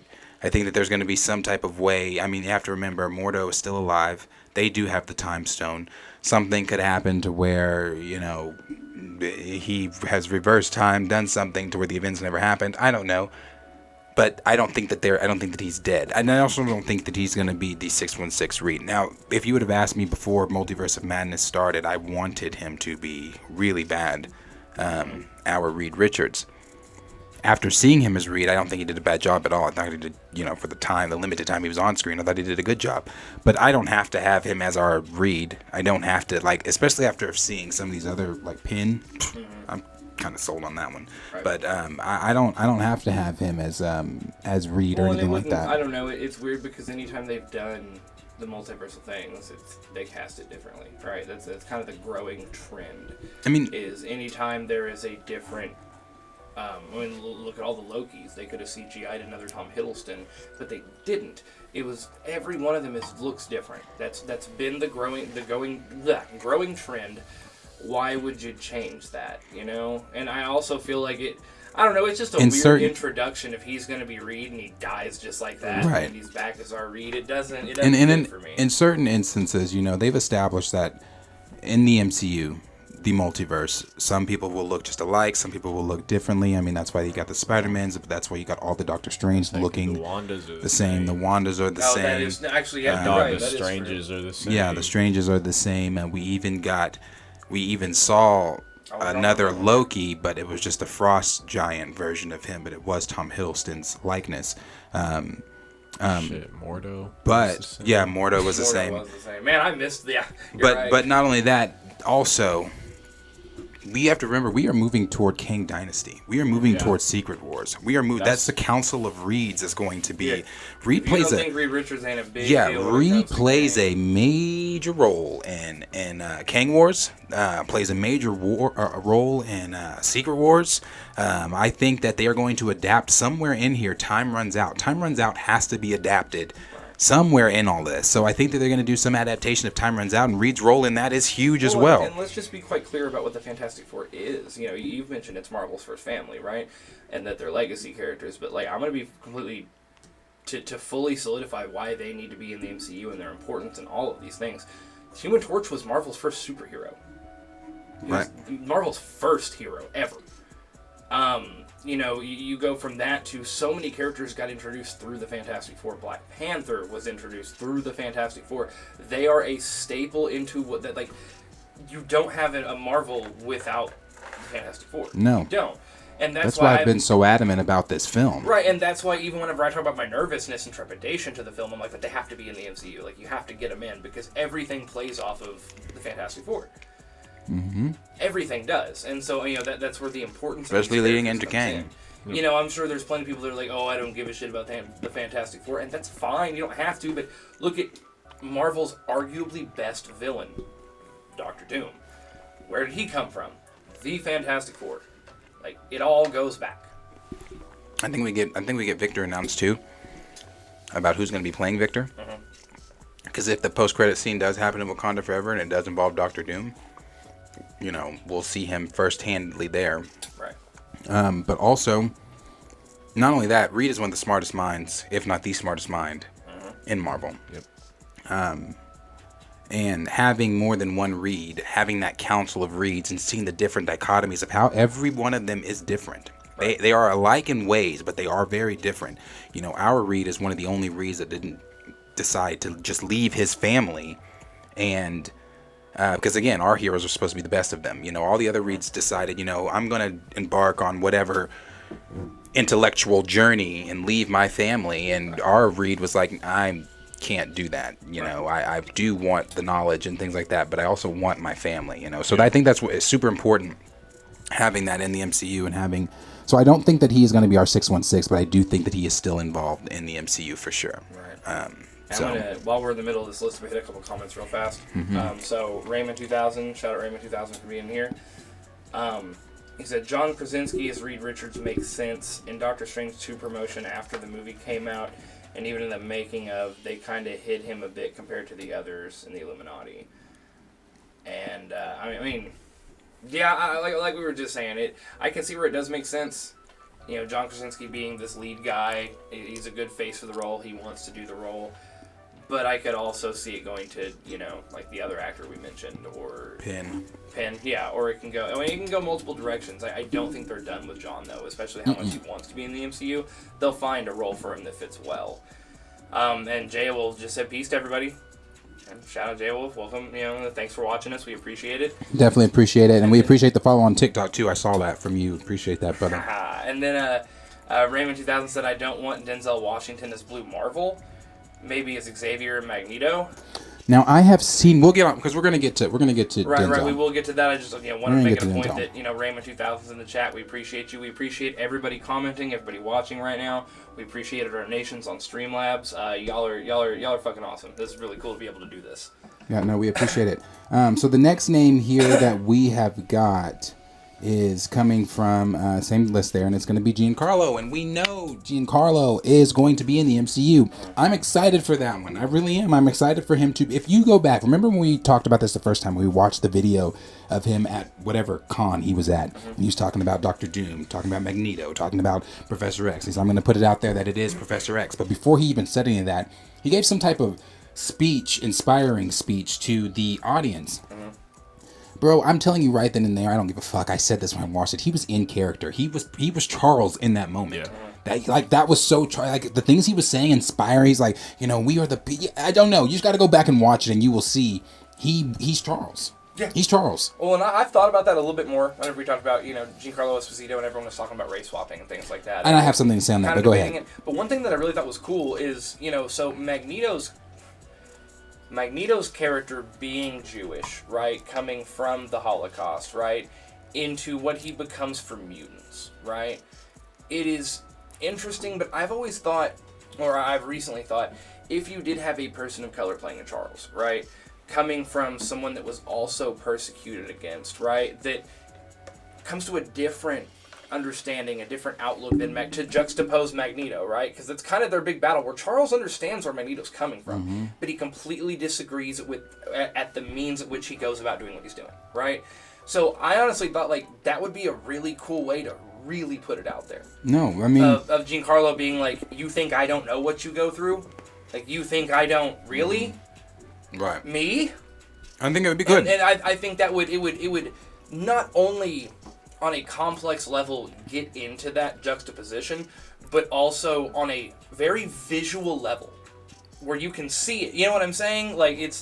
I think it would. I like it more now that I've thought about the nuance of what their characters represent. Well, and the more I've thought about things too, I've seen a lot of people being upset with Magneto being black because it, and I've said this too about as long as I don't mind race swapping, but when it affects the heritage, the background that's integral to the character, then I have a problem with it. But here's also something that I've thought about recently.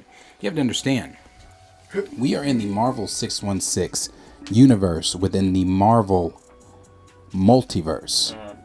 We consider the Fox universe to be a different set universe than the 616 universe. We also consider the Amazing Spider-Man Sony universe to be a different universe set from the 616 universe. So with that logic, and you can take this for what it is, you can like it, you can dislike it, whatever, it is what it is. With that logic, we already have Magneto and his Jewish heritage background with Michael Fassbender. We already have that with Ian McKellen. So having a different background, a different race for Magneto in the 616 universe within the Marvel multiverse, I don't mind. I don't mind it. And I don't mind seeing Denzel as Magneto because Denzel is a power. What the fuck? Denzel Washington? No. Come on, bro. John Q. My thing. Now, hold on. Don't attack me for this yet. As you said, as Magneto. Yes, as Magneto. I would need to see how they do it because you would be changing the background of Magneto. So where were you when I just gave the spill of what I just said? I said that I was reading our comments. I'm sorry.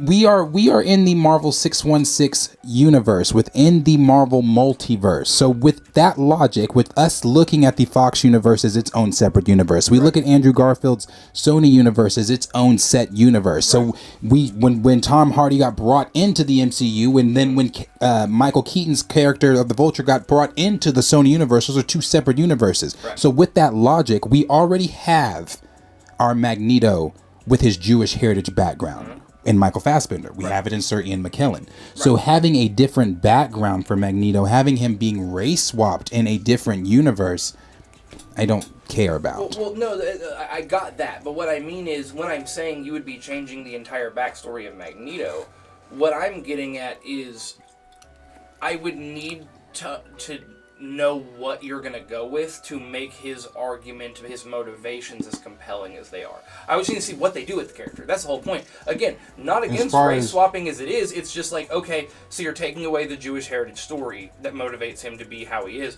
So what story are you going to give him to make him an equally deep character with his same mode? Because in Magneto's eyes, he's really not the bad guy. No. But he has such a complex plot that it's like, again, the race doesn't bother me. It's just, what are you going to do with his story to make him as compelling? You see what that's what I'm wondering. I would just need to see it. You know, I've seen some people throw out there that, which I don't know how they do it. You know, I've seen some people say about, you know, and he could be from the Jim Crow era and dealing with things like that and blah blah blah. That gets touchy. I don't know. Yeah, and that would also, oh god, the comments on that video would be war. It would. What the fuck is that? It would be definitely. It would definitely be something because I don't know. It gets touchy when you do stuff like that. So I don't know. I don't know what they do with the background. Yeah, I will hate because the comments are definitely going in this direction with this as well. So I want to see what your thoughts on this is. So,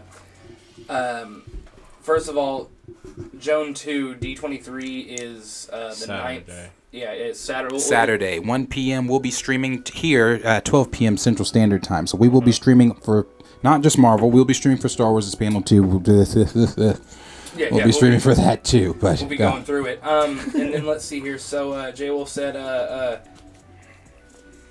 Giancarlo is a highly underrated actor. He would smoke Xavier, and I think he would do an amazing job. I think it'd be fantastic. Yeah. You know, that is one to me that his acting is so superb. I'm just like, he would just man. Yeah. But I think that's why he said it when he said, "I'm going to put out there and say something different," because he's always played the villain. That's what I was about to say. I just want to see him play something like as much as I love seeing him as the villain because he's damn good at it, and I wouldn't mind seeing him play a Marvel villain just because he'd be a damn good Marvel villain at that. But I really want to see the range with Professor X because I know he. Yeah, I just know he'd get up there, and I think he'd make everyone love. Voice? I think he'd make everyone love Professor X even more. Honestly, right. I think he'd make people forget that Professor X was race swapped and everything, just because he's that good of an actor in my mind. Like the race wouldn't matter with him. So I'm seeing Raymond 2000 here, and he makes a really good point here. He says, I don't like race swapping, but for me, because we're so far into the MCU, which is probably in the mid to late 2020s, most Holocaust survivors would probably be too old or gone. And so as a justification to Magneto's age and the timeline that they're in. That'd be the same with the Jim Crow era as well, then. It really would. Now, again, there are other, atrocities and other... my grandmother was alive during the Jim Crow era. Yeah. My grandmother's still alive. Yeah. So no. Mano215 said, nah, Denzel is too big for a Marvel movie. Denzel's big. He's definitely big. Now, I do still believe that a lot of the insiders have been collaborating together and saying that Denzel has been in talks with Marvel. But here's my thing too. People, I will say this: let's not downplay Marvel Studios. Yeah, no. Marvel Studios is the biggest, the most successful studio company in the world. Right. You know, there are actors that are begging. Literally in interviews, there are actors that are saying, "Hey, Marvel, if you're watching, I want to be in the MCU." There are actors that, look at Daniel Kaluuya, even though he decided to do Nope over Wakanda Forever, and I think that there are other background issues as to the reason why he decided. But at the same time, Nope was different.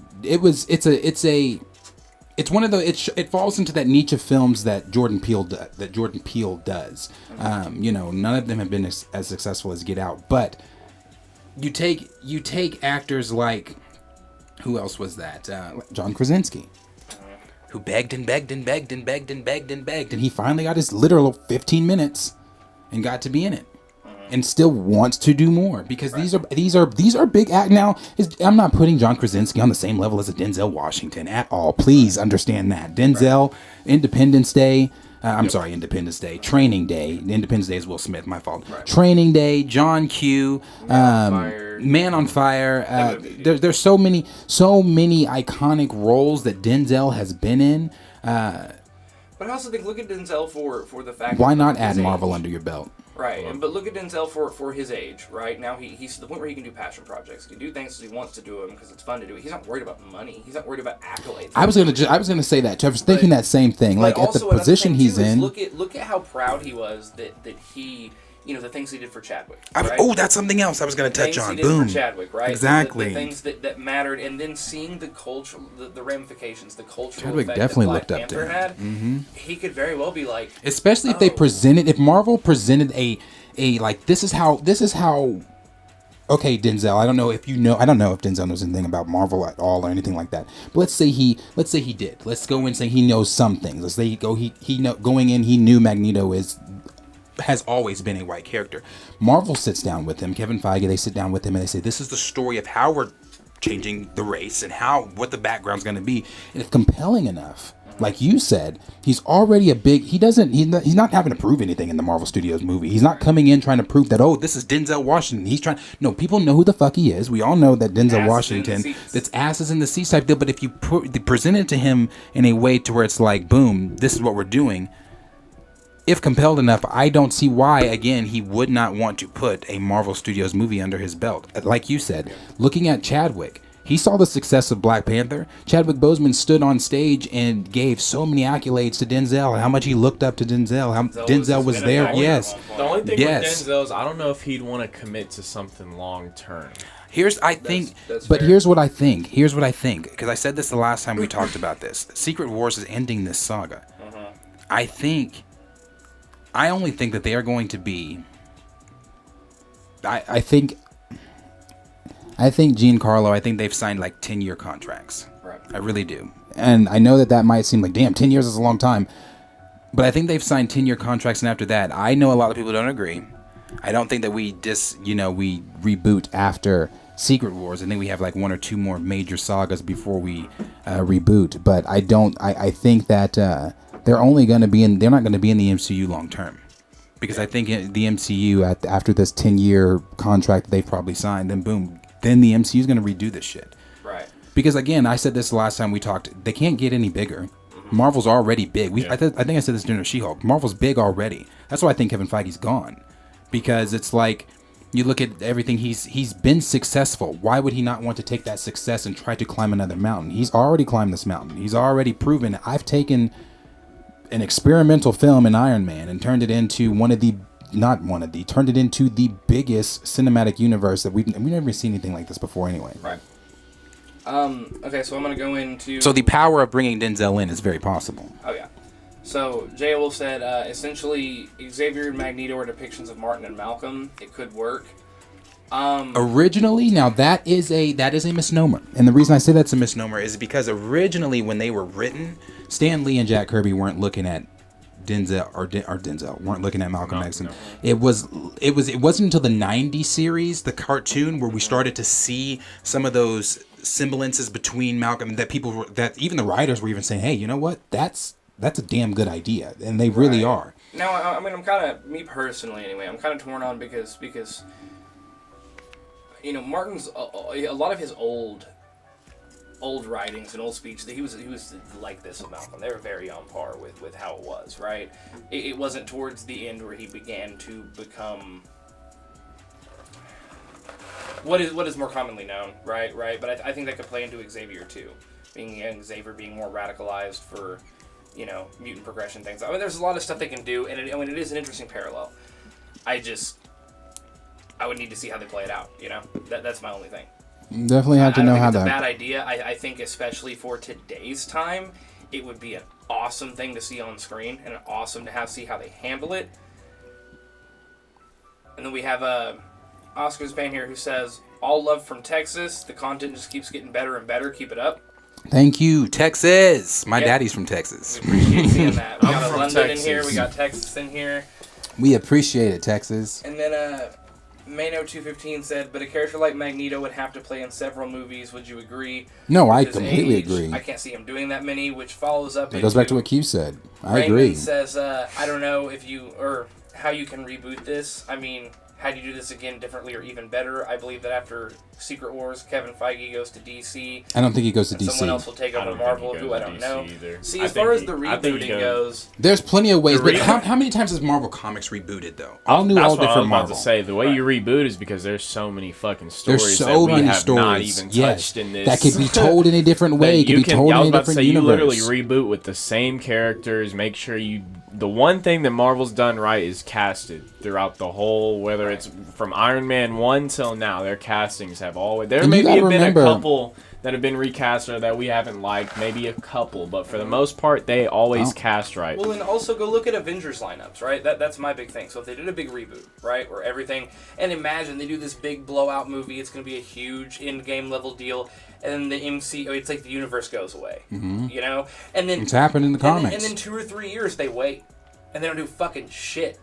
And then they just release a trailer. It's like the tear of the universe beginning. But see, people have to remember it's easy too. when you go in, instead of leading, because we saw this, we came in from Iron Man's perspective, right? Instead, you begin with an Xavier, or the X-Men's perspective, or any rights that they get back. Now they can do way more Hulk, right? Now they can do, and then you'll see an Avengers lineup that involves the Silver Surfer, that involves Logan, that involves all the. You'll really see. This is a whole different telling of the MCU story. Because look at even Secret Wars. There's not just one telling of that story. There's multiple tellings involving entirely different people with entirely different circumstances going on. You can argue one is better than the other. I have my personal favorites. Hickman's is better. Yeah. But that doesn't mean they can't do it differently. I mean, they can completely reboot it, and I think for younger people, it'll blow people away. And like I said, that's why I even mentioned the Time Runs Out storyline. Like, is Time Runs Out? I think it should be, but is it going to be adapted into this? I think it should be because it's integral to Secret Wars and everything like that. But just not only that, but you have to think this is Hollywood, Holly business, Holly money. They need anything to keep the rich. Yep. They're going to do. Right. And if superheroes, until the world, the audience gets sick of superheroes to the point to where they're not making money, to where it's a Morbius film where the seats are empty and no one's watching. Because I hear people trying to say that online and chats of, I'm getting tired of these superhero movies, but the asses are still in the seats, and that tells a different story. Yeah. So I do believe a reboot is coming, and I do not believe Kevin Feige goes to DC. The reason I don't believe Kevin Feige goes to DC, they have their Kevin Feige. They've already announced that. I forget brother's name, but they've already announced that. I know it. That was announced earlier this week. Yep. It was announced earlier this week. I think Kevin Feige climbs his Star Wars mountain. And the reason I say that is because Kevin Feige has already said plenty of times his first love is Star Wars. He just never got to get into Star Wars. Right. He adores Star Wars much more than he even adores Marvel. I would love for Papa Feige to get his hands on Star Wars, especially with the current state of Star Wars. But we have a topic coming up with Rian Johnson, so I'm gonna flip on that one. But no, I could definitely see the reboot. I could definitely see Denzel. I have no problem with seeing Denzel as Magneto. But moving on from Denzel, the last name there is John Boyega.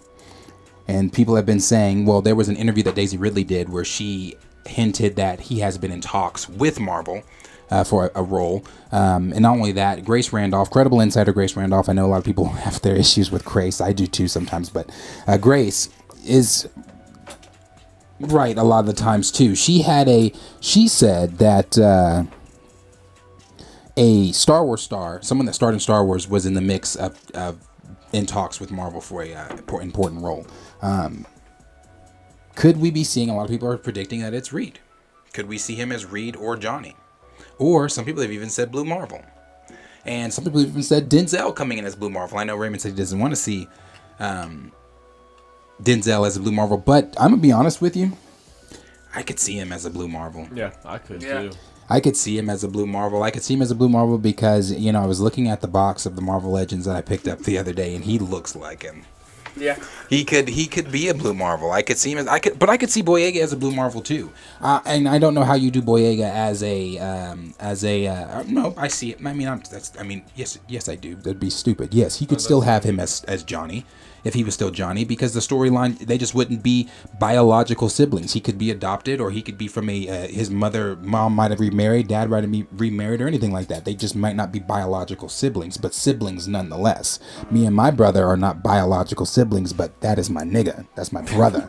I love my brother. Like so no, I definitely see that could be.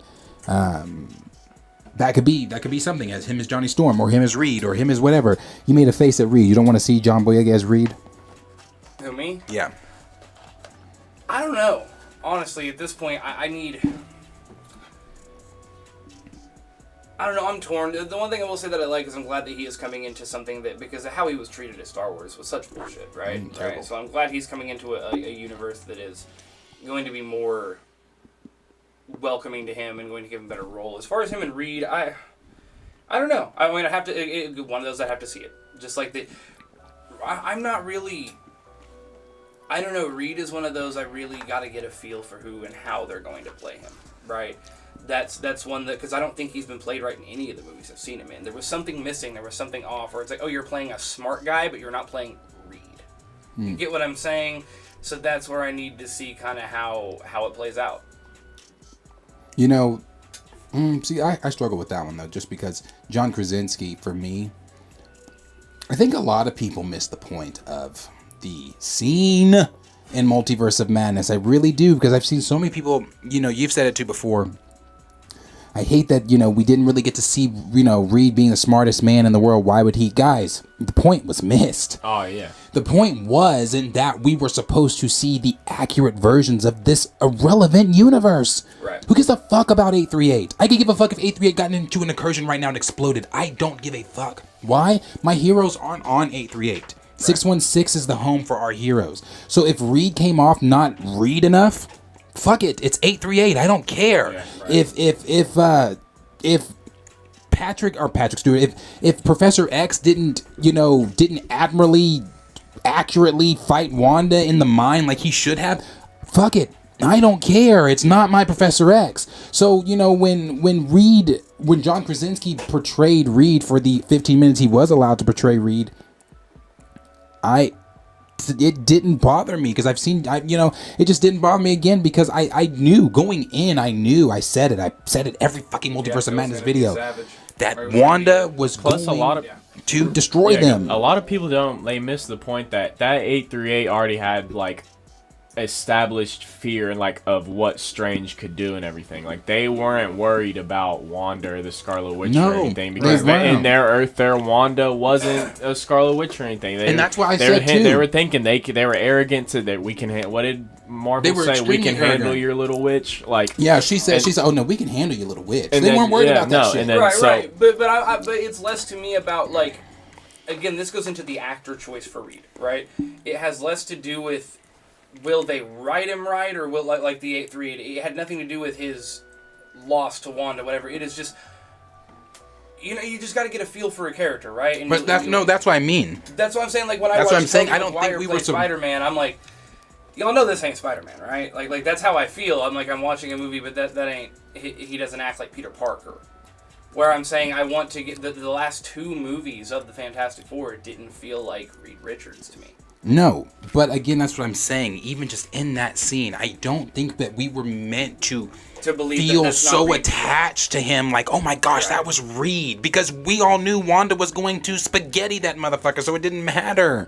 So that's why I think that it just, whoever they bring in to play Reed, I think that, again, that's when you get your more established Reed Richards. That's when you start to see the actual Reed come to fruition. Shout out J-Wolf too, because he said, hence the reason he's so pissed about them killing 616 T'Challa. Varian won't be nearly as strong. No, yeah, exactly. Right. He won't have the same experiences, same worldview. It'd be a different. Exactly. T'Challa. That's why I struggle with the whole multiverse deal, because it's like they're not. The 616 is the best of them.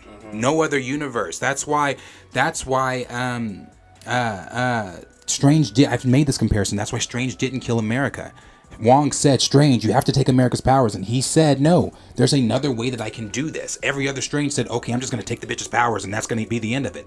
But 616 Strange said, nope. Even America herself thought, yeah. like, wait, you didn't kill me? Yeah. Right. Yeah, because she had dealt with so many Stranges before that killed her. Or tried to kill her, at least. So yeah, that's why, again, yeah. So that's why I don't think that scene in Multiverse of Madness was made to be anything but to display the power of the Scarlet Witch. Right? That's all. And to show how cocky other universes might be to our heroes. It was also to get asses in the seats because we wanted. I was gonna say, and for a couple fans. Yeah, No, that was pure fan service. No, definitely pure fan service. But Michael Waldron also came out and said recently that the post-credit scene that they had originally for Multiverse of Madness, which instead of that fucking Pizza Papa shit that they should have took out, they had a Reed Richards post-credit scene in there where Reed was going to in the Baxter Building. I think it was in 616. It was our Reed. In the Avengers Baxter Building, well now Baxter Building, showed us that that's who bought the Avengers Tower. That's who bought Avengers Tower, and he was going to rewind. He was going to be rewinding on a television the events, or a screen rather, the events of Multiverse of Madness, and you were just going to see a stretchy hand come out and rewind it, then come back, and then it was going to, I'm sure, go to read something like this or something. I don't know, but bro, that would have been dope. Yeah, it really would have. Are you kidding me? Because I was pissed about that Pizza Papa shit. You were pissed about that shit? I was like, imagine me walking into my favorite character's movie and that's what I'm leaving on. Yeah, but for a post-credit scene, that's supposed to further somewhat the mythology of whatever the MCU's doing. That's what I'm leaving. That's what I'm going back to my fucking car on. We tried to say that we tried to justify a lot of things in that movie, but no, I just want to again take a minute here to shout out everyone. There's quite a few people watching us now. Everybody in the chat, we appreciate all your comments. We appreciate the donations we've gotten on Streamlabs. We appreciate y'all helping us get to the goal of 1,000 subs. It means a lot, you guys. Yeah, no, we really appreciate it so much. So those are our predictions. Some of the things that we've been seeing in rumors, at least, that are going to be going on with D23. Again, we will be live for D23, so mark your calendars for D23. We are going to be here at 12 p.m. noon Central Standard Time. D23 Marvel will be taking the stage, and I think Marvel will be sharing the stage with Star Wars after. Marvel's going first, which I think is so stupid on Star Wars' part. Star Wars needs to go first because I wouldn't want to follow up Marvel. With the Star Wars, I don't care, bro. And here's the thing. For people in the comments, I don't know. I'm a massive Star Wars fan. Huge Star Wars fan, because we're about to move into a Star Wars topic really quick. I'm a massive Star Wars fan, so this is a great segue. If these rumors are true, I don't know how many of you out there watch Star Wars, but I know you did. You haven't seen this, but I know you did. Rian Johnson is responsible for The Last Jedi, which is Star Wars Episode 8.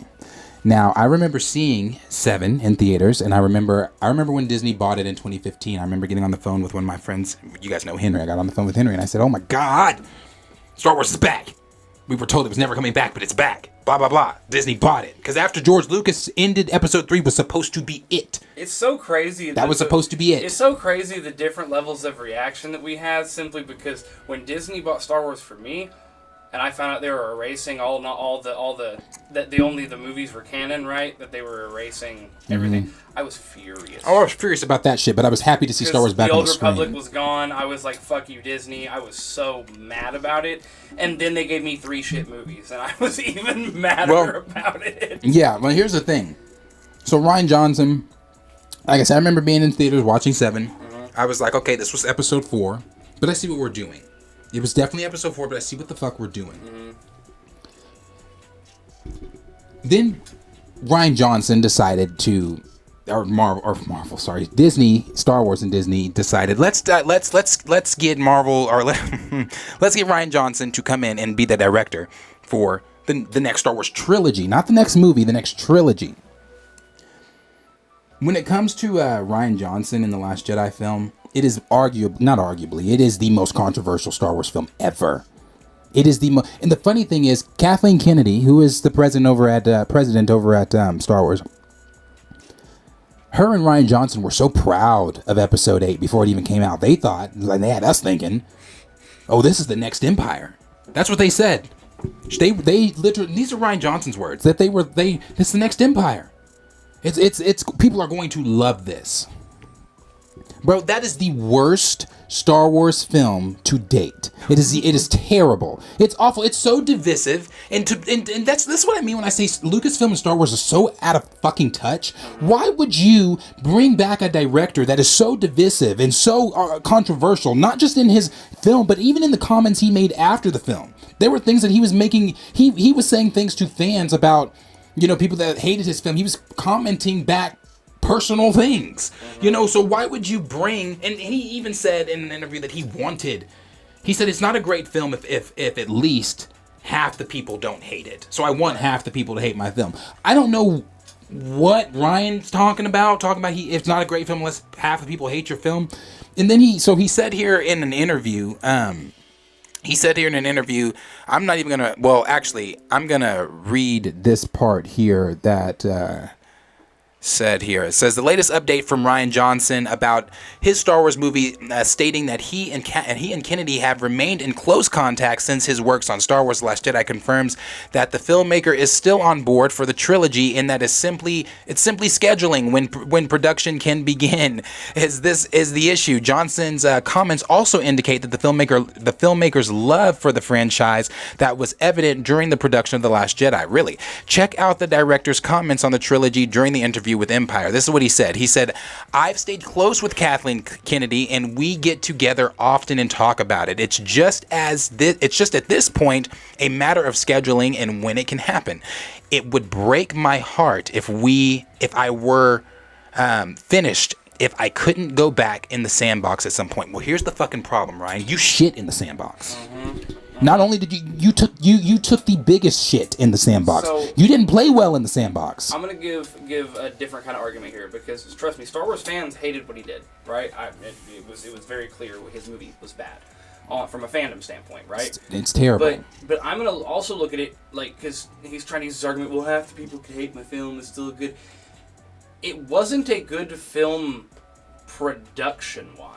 It was disrespectful. I will always use that scene where Rey, right after Snoke dies, right? Which the Snoke death also. I love the Snoke scene though. I hate the death, but the dialogue and him standing up and all that's beautiful, but I thought brilliant. You're introducing this character just to. But that's when we didn't know that the motherfucker was gonna die either. Right. But I thought it was terrible. I thought that whole.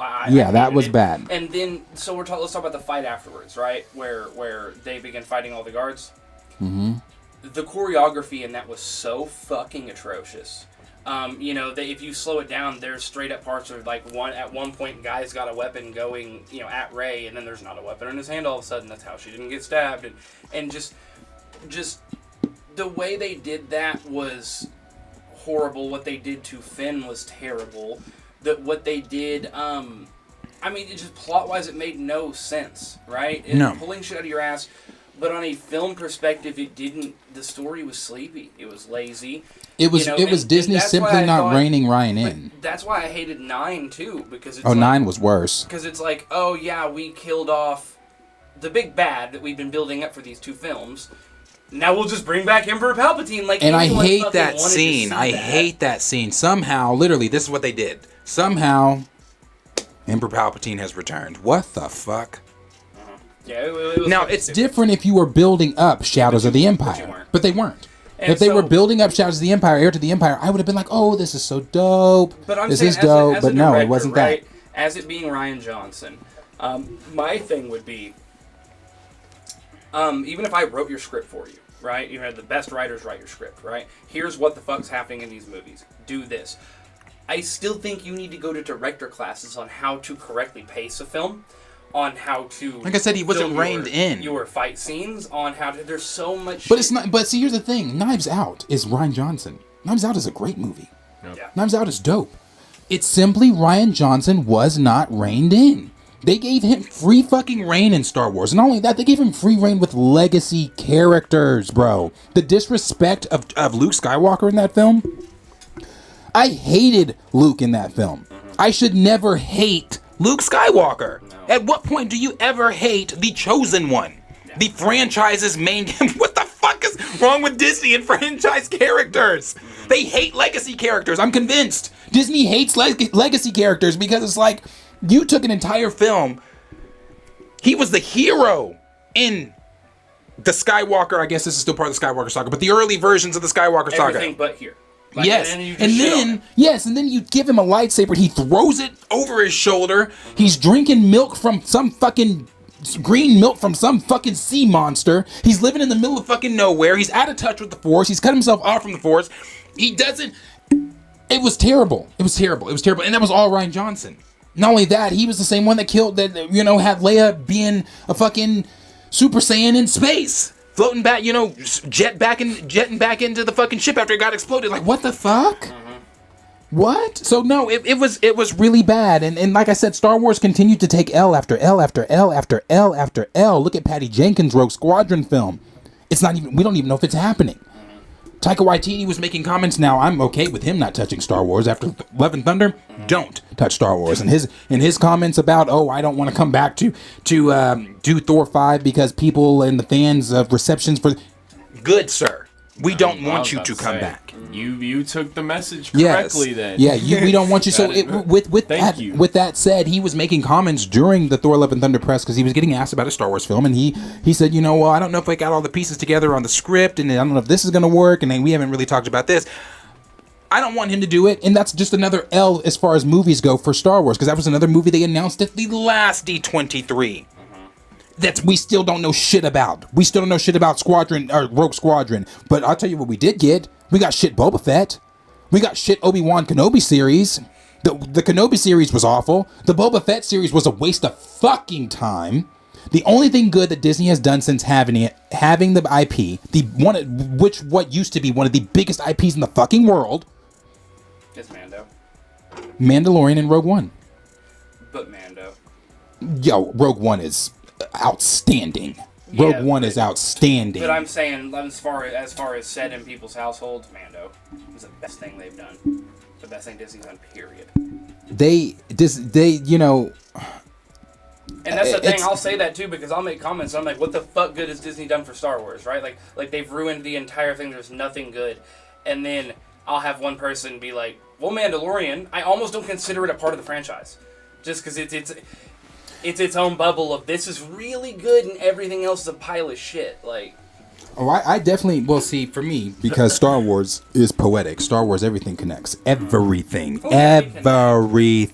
connects, from the video games to the books to a coloring book, the back of a maze on a cereal box. I guarantee you it connects to the wider universe of Star Wars. So we've seen the connections to all of this in how unfortunately, I'm sorry for Star Wars fans out there, if you think The Mandalorian's going in its own direction, no sir, it's going to tie into 7, 8, 9. Well, no, I don't mean its own direction. I'm just saying it's the bastion of good in a sea of bad right now.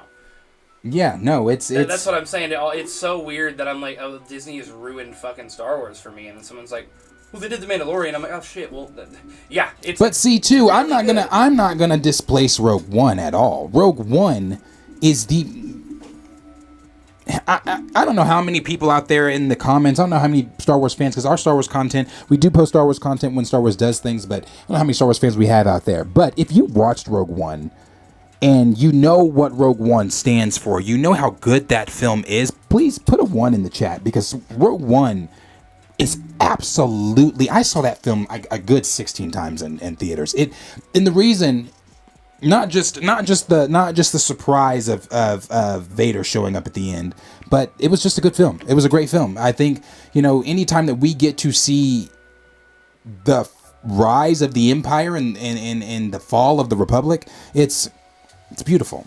It's beautiful. And Rogue One, seeing Saw Gerrera, the connections to Rebels, the connections to Clone Wars, seeing Saw Gerrera, seeing Jedha, seeing the Death Star, seeing Grand Moff Tarkin coming back, and now knowing whose that empty seat is in Episode 4. It was supposed to be for Krennic, but Vader, or they killed Krennic. They shot the his base on Scarif. So it was just so.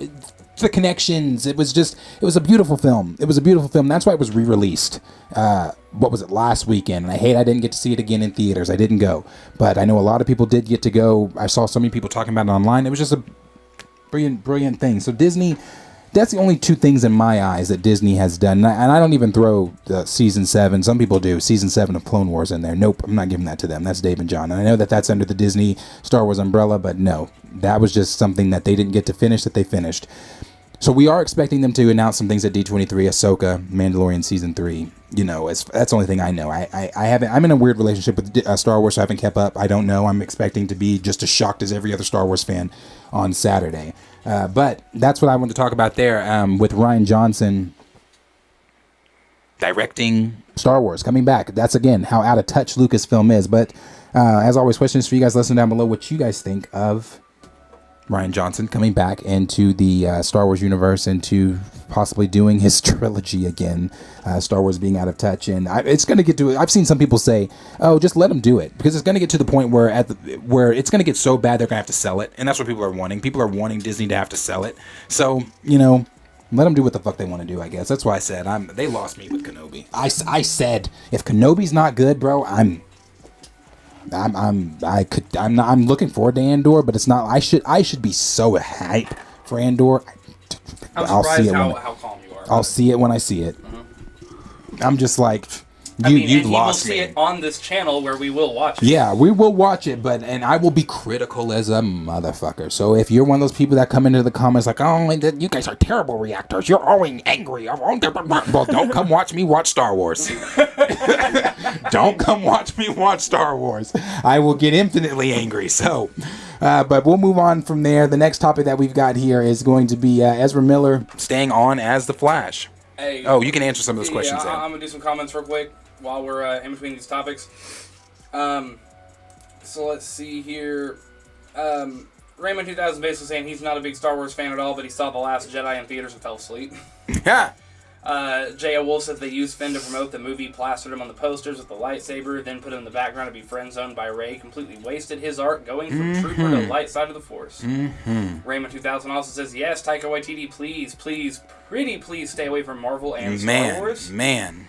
And everyone's kind of, I don't know. I mean, I'll to back him up on one thing, he did make one really fucking good Thor film. And yeah, it was really great because he was reeled in, though. I felt like with this one, they just said, you know what, Taika, have fun. And he said, okay. And he said that too. He has said in interviews, I want to find ways to piss off Marvel fans. Like, what we always try to find ways in our films to, what can we do to piss off a hardcore comic fan? His words, not mine. So yes, no, fuck Taika. Then we got Oscar. I have to leave a bit early. I have an emergency. I have to run and check on these dogs. I'm dog sitting. Oh no, that's fine. Absolutely. Hey, I hope they're all right. No, yeah, I just front door unlocked and I had to leave the back door cracked. Yeah. Well, I'll keep going with these comments for time. Yeah, no, that's fine. fine. Transition to the next topic as Q's heading out. Oscar said Diego Luna's about to kill it in Andor. You love to see a fellow Mexican getting that bag. Yeah, no, I'm excited for Andor. I'm excited for Andor, but I should be as a massive Star Wars fan. As a Star Wars fan, we should be fucking shitting our pants. I'm ready for it, but the thing is, I'm optimistic. I'm treading on light waters walking into it because, like I said, I really tried to defend them with Boba Fett because I still know what the direction that Dave and John want to go with telling this story, with telling their version of Heir to the Empire, which I believe that they are doing with Thrawn and everything like that, and Ezra and the clonings, everything like that. The Emperor Ian McDiarmid has said in interviews that he can't confirm or deny that you will see the Emperor in these films, but you will definitely feel his presence. So I think that I'm excited for Andor, and I believe that for sure. But I'm nervous. And then we got J. Wolf again with 2 right here. He's saying Mando is giving them ties to pick up after 7 through 9. Mm-hmm. And he also said Rogue One is super slept on, best film since the original 3. Man, telling you, Rogue One is slept on. Disney, they did the damn thing on that one. Mm-hmm. They did the damn thing on that. That was great. That movie was great. And as we're going into this next segment, again, I just want to shout out you guys in the chat. We really love seeing y'all every week. It's pretty fucking cool. Again, if y'all have anything you want to talk to us about, anything you think we're skipping over, something you want to hear our opinions on, feel free to post it in the chat. We get to every single comment that we can. Again, if you want to donate to the channel, we have our Streamlabs donations in the comment. We appreciate everyone that donates to us. Again, we're also on that quest for 1,000, as I call it. We're trying to get 1,000 subscribers by the end of the year, blow this channel up. If y'all want to blow the channel up as much as you can, let people know, get the word out for us. We really, really appreciate it. All the donations, the subscribers, everything, it only boosts this channel and allows us to bring you more content that you want to see. You've seen we've added new people to the channel. We're covering different areas like Lord of the Rings, House of Dragon, and we'll only continue to grow from there. So again, we appreciate all the support. Appreciate you guys out there. Next comment, or next topic that we have there is Ezra Miller staying on as the Flash, possibly. Is this something that is actually going to happen?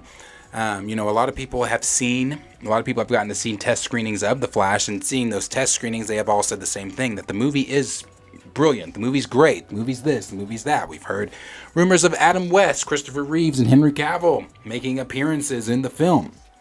There's just been a lot of different things that it does for the DCEU as far as the multiverse, and I've seen some people saying, which is just crazy to me, I've seen some people saying, if the meeting was, because this is what Warner Brothers said, Ezra Miller's meeting with Warner Brothers last week about the Flash movie was reportedly very positive.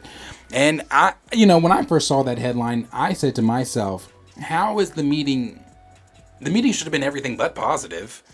I don't see, after all the headlines, and we've talked about the headlines, I'm not going through them, after everything in the headlines that he's been involved in, how is there even entertainment of a meeting? How are you even entertaining the thought of, hey, let's meet with Ezra and let's hear their side of the story? So this is my first time hearing this, right? I stay up to date on certain things. Again, I'm more in the anime and that side of and high fantasy side of things. So I don't see a lot of this, but this blows my mind because in the back of my brain, all I thought was Ezra Miller's done.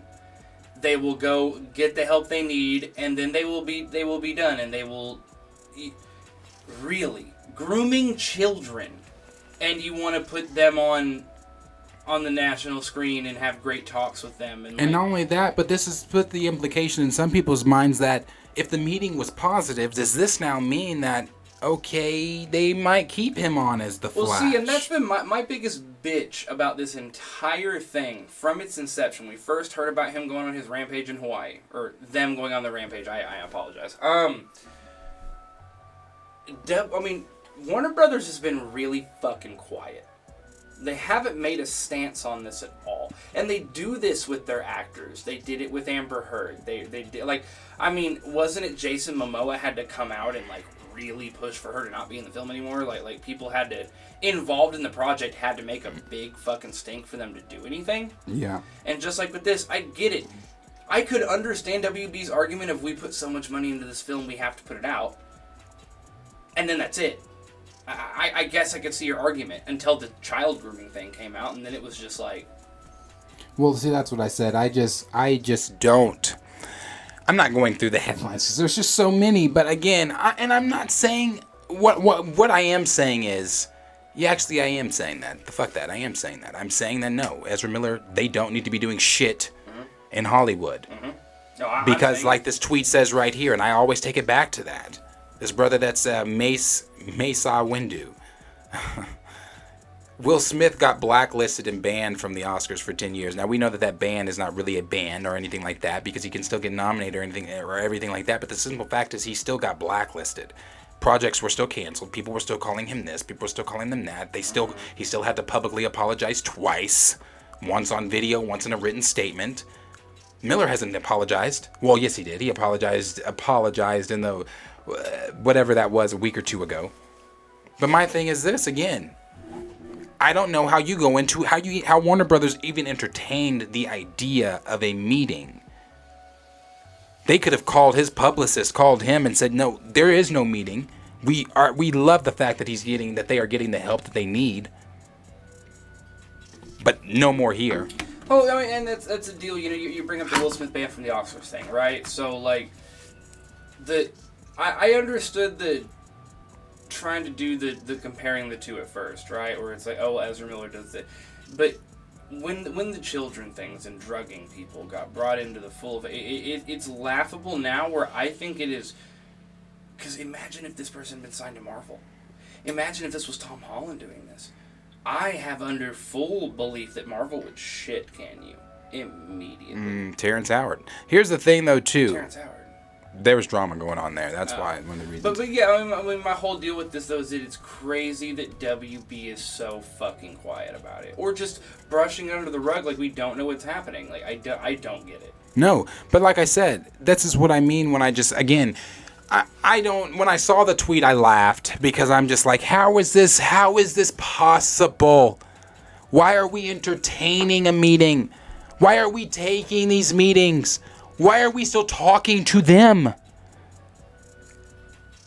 And if the implication is that they are staying on as the Flash and they will be in future projects as the Flash, I've seen some people saying they have a hard time with that, but I've also seen some people saying that, oh, I don't mind that because that means we don't have to get used to a new Flash. If that's where your priorities are, that's where your mind is with this. You know, I've seen, even some people saying like, oh, it did it for me with the grooming. Really? It took after the 14 incidents of him harassing people, terrorizing people, being the literal threat to the island of Hawaii that he was, that wasn't enough?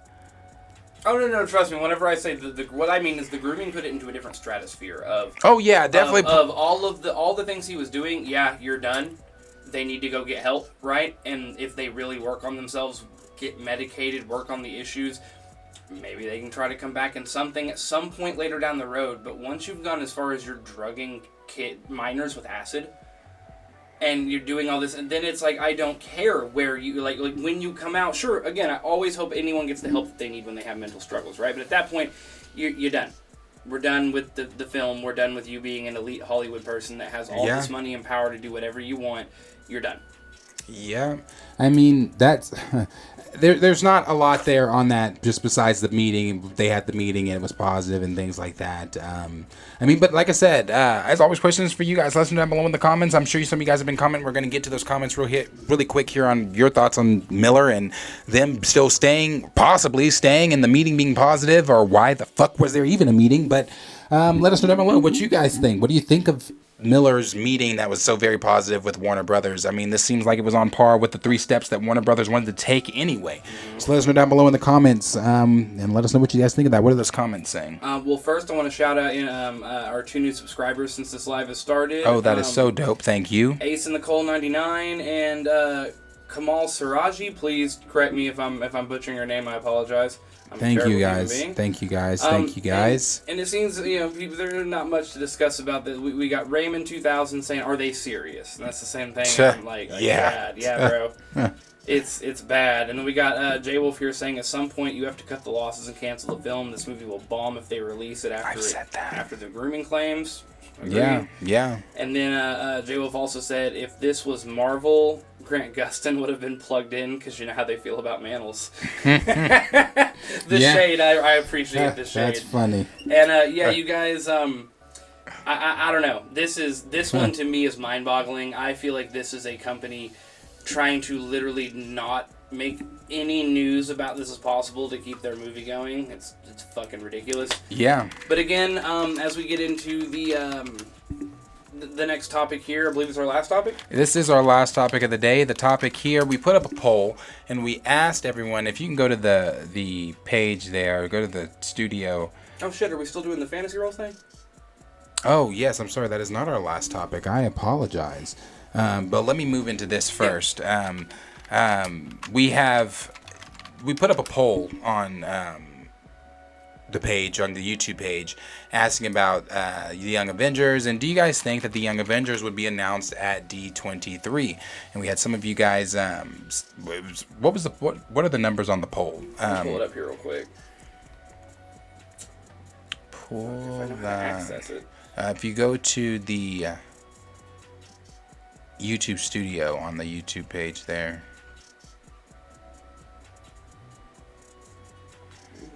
It should bring that up.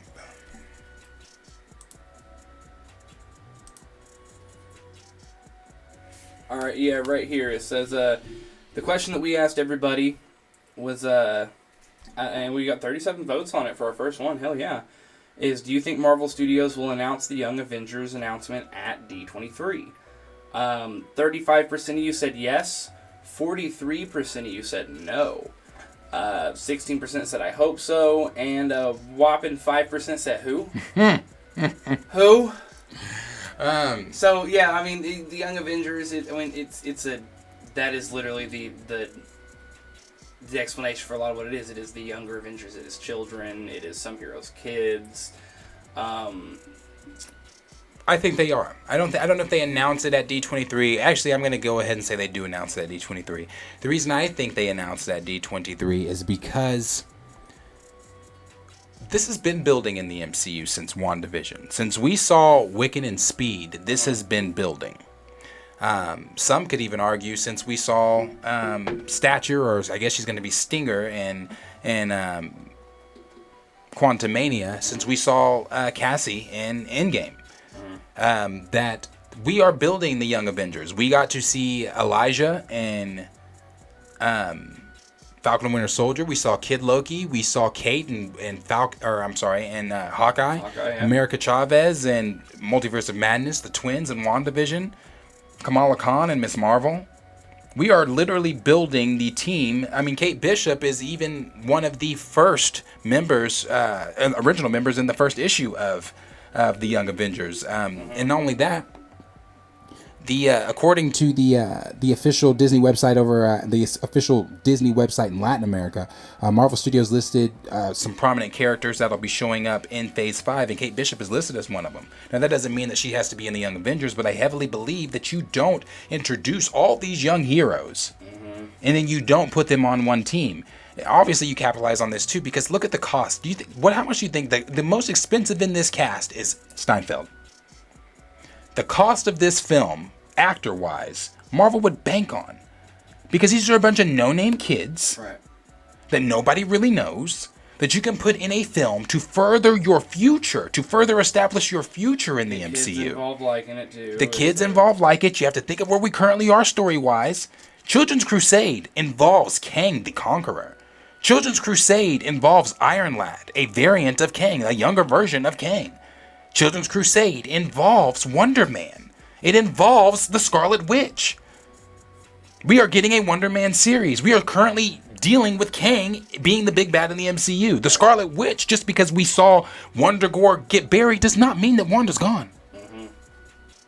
So I do strongly believe that we do get an announcement of the Young Avengers at D23. Like I said, I just think that this is something that Marvel has been building to.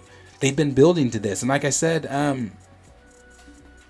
it just makes all the sense to me where we currently are. Right. We saw in Secret Invasion. If they do Hulkling, we could get the introduction of Hulkling from Secret Invasion, who is a part of the Young Avengers. Right. Yeah. There's just there's a lot. Like I said.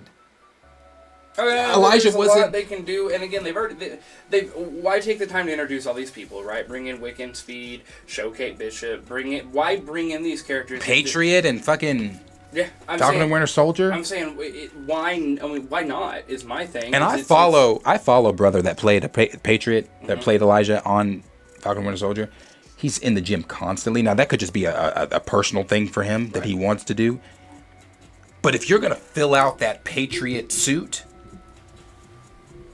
I'm telling you, I just don't think you look at this cast, and I don't know if you leave the two twins from WandaVision on as the older versions of Wiccan and Speed, but from America Chavez over, from Chloe, I forget her full name there, for on over, you got a good cast. You still got to bring in Hulkling. You could bring in, like I said, you still got Kamala Khan's Miss Marvel, Amon Vanali. So yeah, imagine Amon Vanali interacting with her personality, interacting with the rest of them. That's just a fun film, right? And then bro, come on, they're setting it up. I think they. Yeah, no. I think it's all there for them to do it. And again, it's a why not. They're not expensive to cast. Kids will love it. It'll bring more people in the MCU.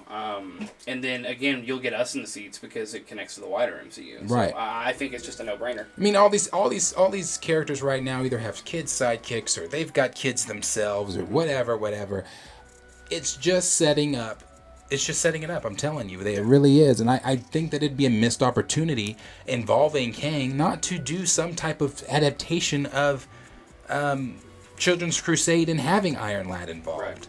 You know, I just think that it'd be, again, it's interesting that I like the poll. The poll was fun to see everybody. Some people thinking that no, some people think that they will, some people think that they won't. Even the people that said who. I think it's interesting. So it's all fun.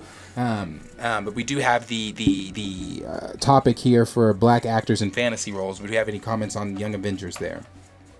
But I will say this, as always, let us know down below in the comments what you guys think. Do you think that we are going to get a Young Avengers announcement, a Young Avengers film, maybe a Young Avengers Disney Plus series? Do you think that they're doing the Young Avengers in some way, shape, or form? Or do you think that these characters have just been put in just as they're just going to be characters in the MCU? They're not going to do the Young Avengers in the MCU. But, let us know down below in the comments what you guys think.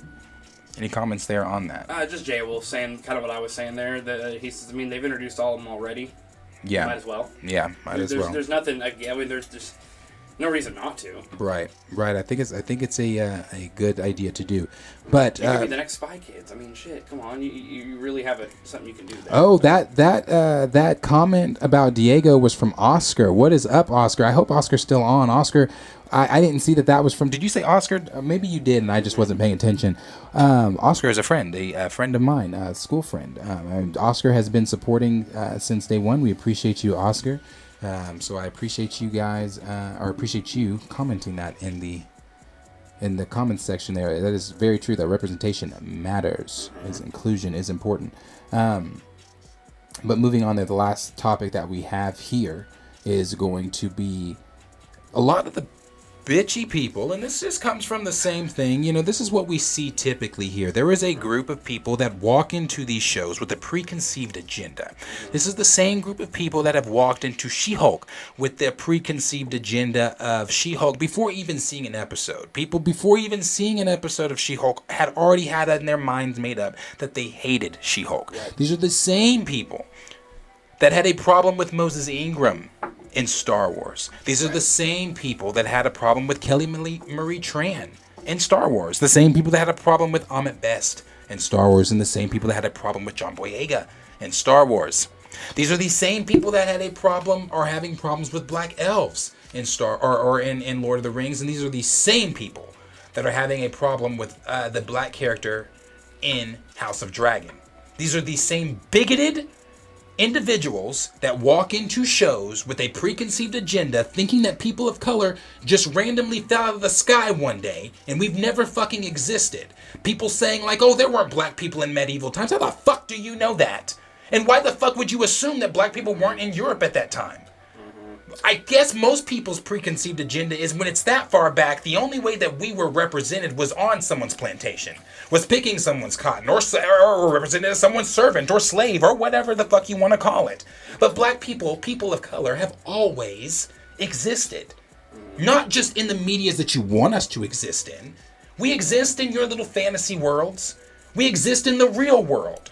Now, I will say this too before I let you go on and say what you're going to say on it. It's funny to me when we stay in our lane that you have designated for us to be in, we're fine. When we're scoring that touchdown, it's good. When we're shooting the game-winning buzzer, that's fine. When we're rapping or singing some of your favorite lyrics, it's fine because we're in our lane. But the minute we point our ears in a fictional show, or the minute we're a short hobbit in a fictional show, or the minute we are sitting at the king's table in a medieval show, or the minute we're swinging a lightsaber or stepping outside of our lane in a galaxy far, far away, it has ruffled the bigot's feathers. It's pissed you off. It has made you go on tirade saying this never happens in a fantasy world. This never happens. And I get I've seen the comments out there of people saying like, oh, I understand what you're saying. We're not saying people of color can't exist in these, some people are saying this. We're not saying people of color can't exist in these mediums. What we're saying is when the writers made this, they never wrote them in to be black. They never wrote them in. But here's the thing. You have, from my understanding, you have the author of House of Dragon who is on set of House of Dragon. So if he had a problem with the character being portrayed as a person of color, he would have said something. I understand that you have your preconceived agendas when you read something. I do too, with T'Challa. I do too. But see, the difference in T'Challa is, because I've seen some people saying, well, wouldn't you be mad if Black Panther was white? Here's the thing about that. Yeah, I'd be pissed. And the reason I'd be pissed is because he was established. It was written he's from Africa. It was written he's a black man. I got a lot of interjections on this. Hold on. I want to finish that last part there. Mm-hmm. Same people, same group that loved Colin Kaepernick before Cap took that knee. True. Because he was in his lane scoring that touchdown for you. That was fine. He's a black football player. He's an athlete. That's what they're supposed to be. Like when LeBron and them tried to decide to speak up on the politics of 2020, they were told to shut up and dribble. You don't get to say. You don't get to talk. You're an athlete. You're a black athlete. Stay in your lane. Mm-hmm. So when Kaepernick took that knee, not saying fuck America, not pissing on your flag, but just representing the black lives, the police brutality, the things that go on in the NFL, all these different things, he was trying to draw awareness to. But the minute he stepped out of his lane, your love for him diminished. So yes, my last talking point, people of color exist. We have always existed. We are not going anywhere. The people that are cast as the black elves, they did a video saying black elves exist and we're not going anywhere. So I understand that you might be upset that your little fantasy world is being compromised with the stain of color, but you can get the fuck over that. You can stop with the bigotry. You can stop with coming in these spaces thinking that you can gatekeep these fantasy worlds when you cannot. People of color exist. Get the fuck over it. Talking points? Okay, so we'll do this in three ways here. So the first one being Tolkien's Lord of the Rings universe, right?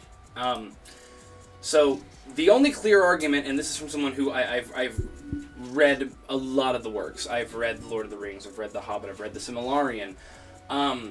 The only logical argument I've even heard about, like the explanation for why are elves white, right? Because the elves were created in a world with no sun. They were created to be as extremely pale-skinned. But here's the thing about that. They're not human. They're not human beings. They are creatures that are honestly, there's not a lot of them. They live for thousands upon thousands of years. They don't breed often at all. So we're talking from the creation of the planet and the elves to the Lord of the Rings. There are maybe 3 generations of elves that have been born. Mm-hmm. And we're talking over the span of 9,000 years. My point to this is that's where I can see from somebody's standpoint of like trying to stay true to the novelistic version of elves. Because Tolkien, I mean, he was obsessed with Beowulf, right? He was obsessed. He was a linguist. He taught Anglo-Saxon in college. So he based these. What he wanted to do is he wanted to initially create folklore for Slavic, for again Anglo-Saxon stories, right? Right. So, and again, a lot of that is white. Now, here is where the difference comes in. Yes, there are black people that exist, black, brown, Asian. There's people of all different colors that exist in his world. You have the Sothrons, you have the Easterlings, you have a lot of different people that exist. Trade exists, things happen. They're not as stuck together as you might think. But a bigger deal to me is like Tolkien was outspokenly. At one point he was asked, because this all went on during World War II, he was asked, do you have Jewish heritage? By a Nazi that wrote to him, a Nazi professor in Germany. And he wrote back, I wish I did. I wish I did. He hated persecution. He wanted diversity. The only thing is, and here's the main point I want to bring up with this, is his son Christopher Tolkien, after he died, has written thousands of pages of his world, right? His world is vibrant just as we are vibrant, right? His world has every race, creed, all these things inside of it. Now, the spot where the story of the Lord of the Rings took place, yes, it is based on an area that was predominantly white. That is true. But even Christopher Tolkien fucking hates the movies.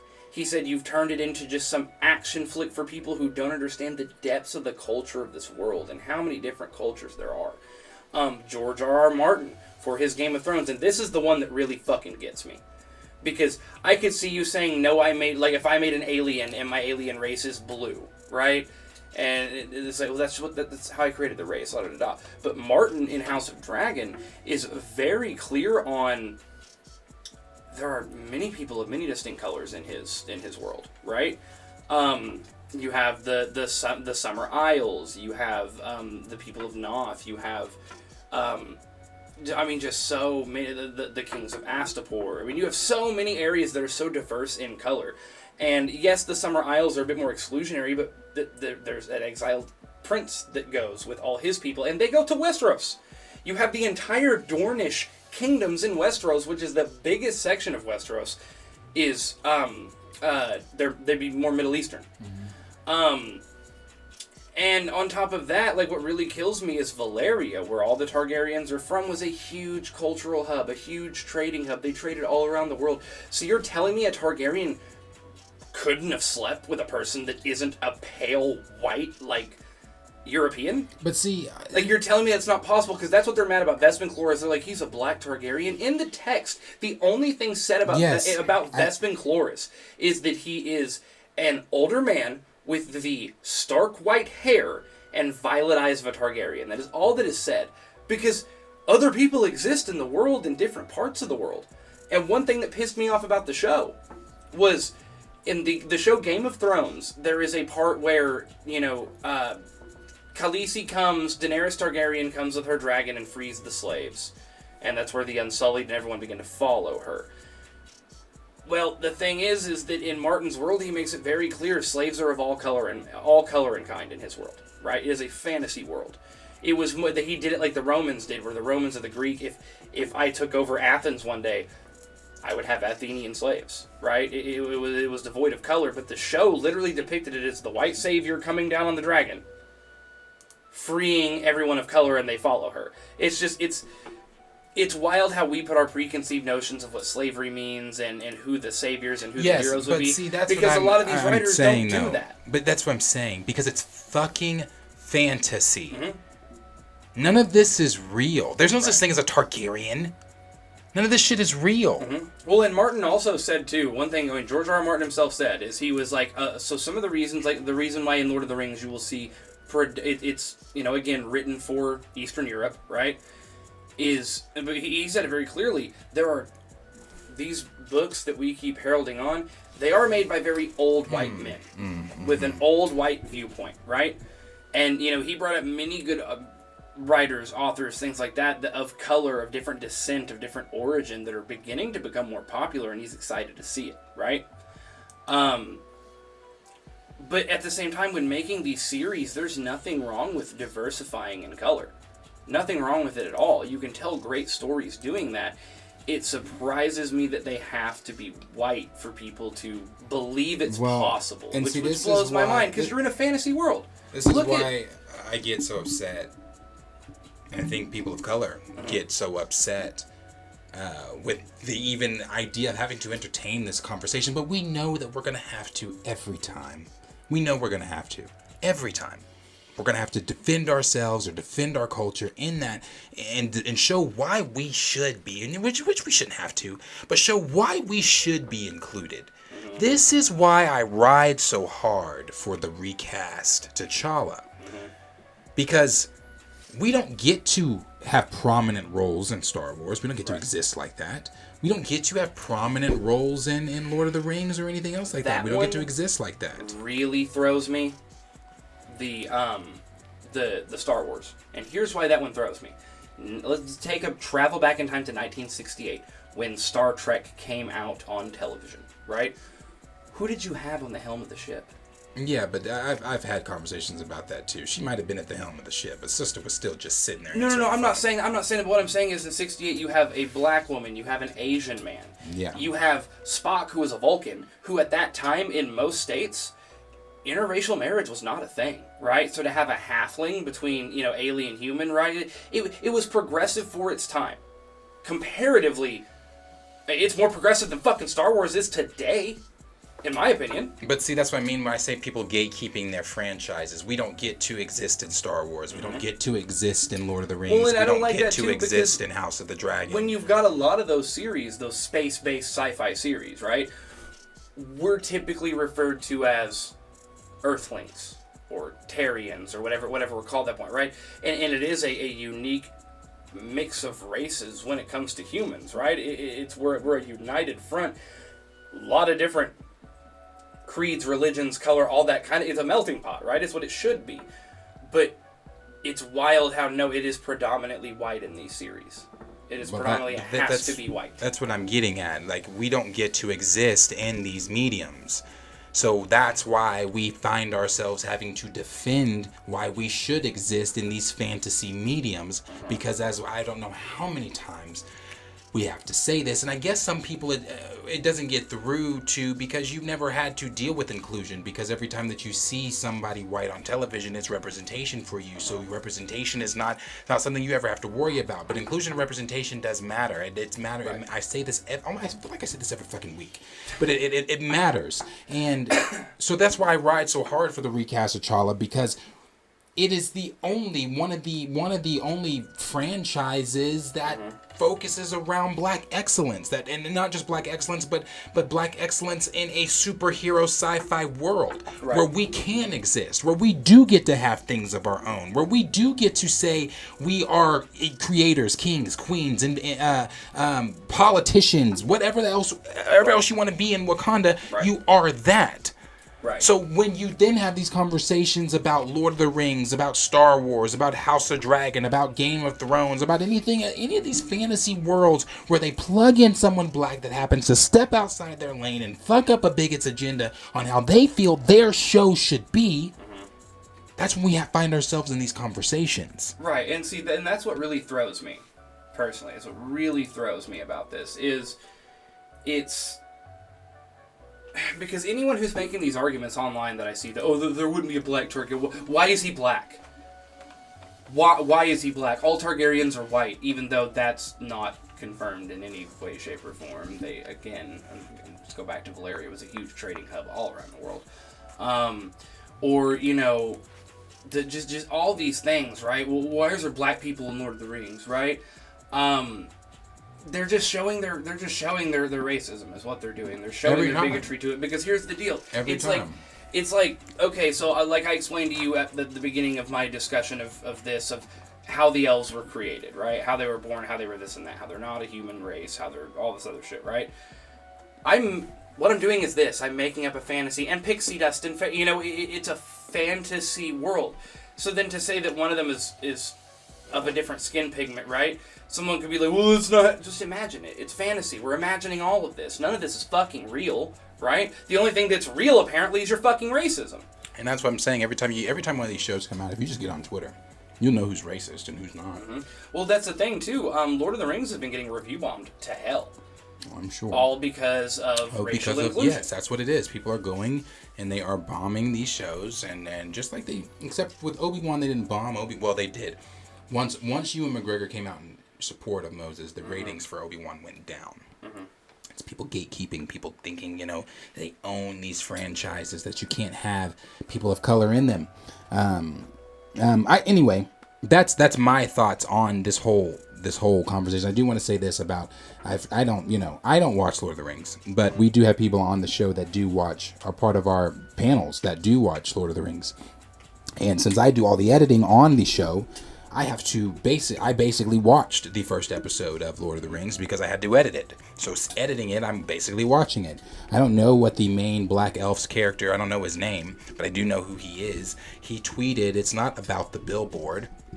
It's about becoming unmissable, undeniable, irrevocable, present and rooted as a people, as a being, as individuals. A huge we are here and we have been here. And that's the thing for me.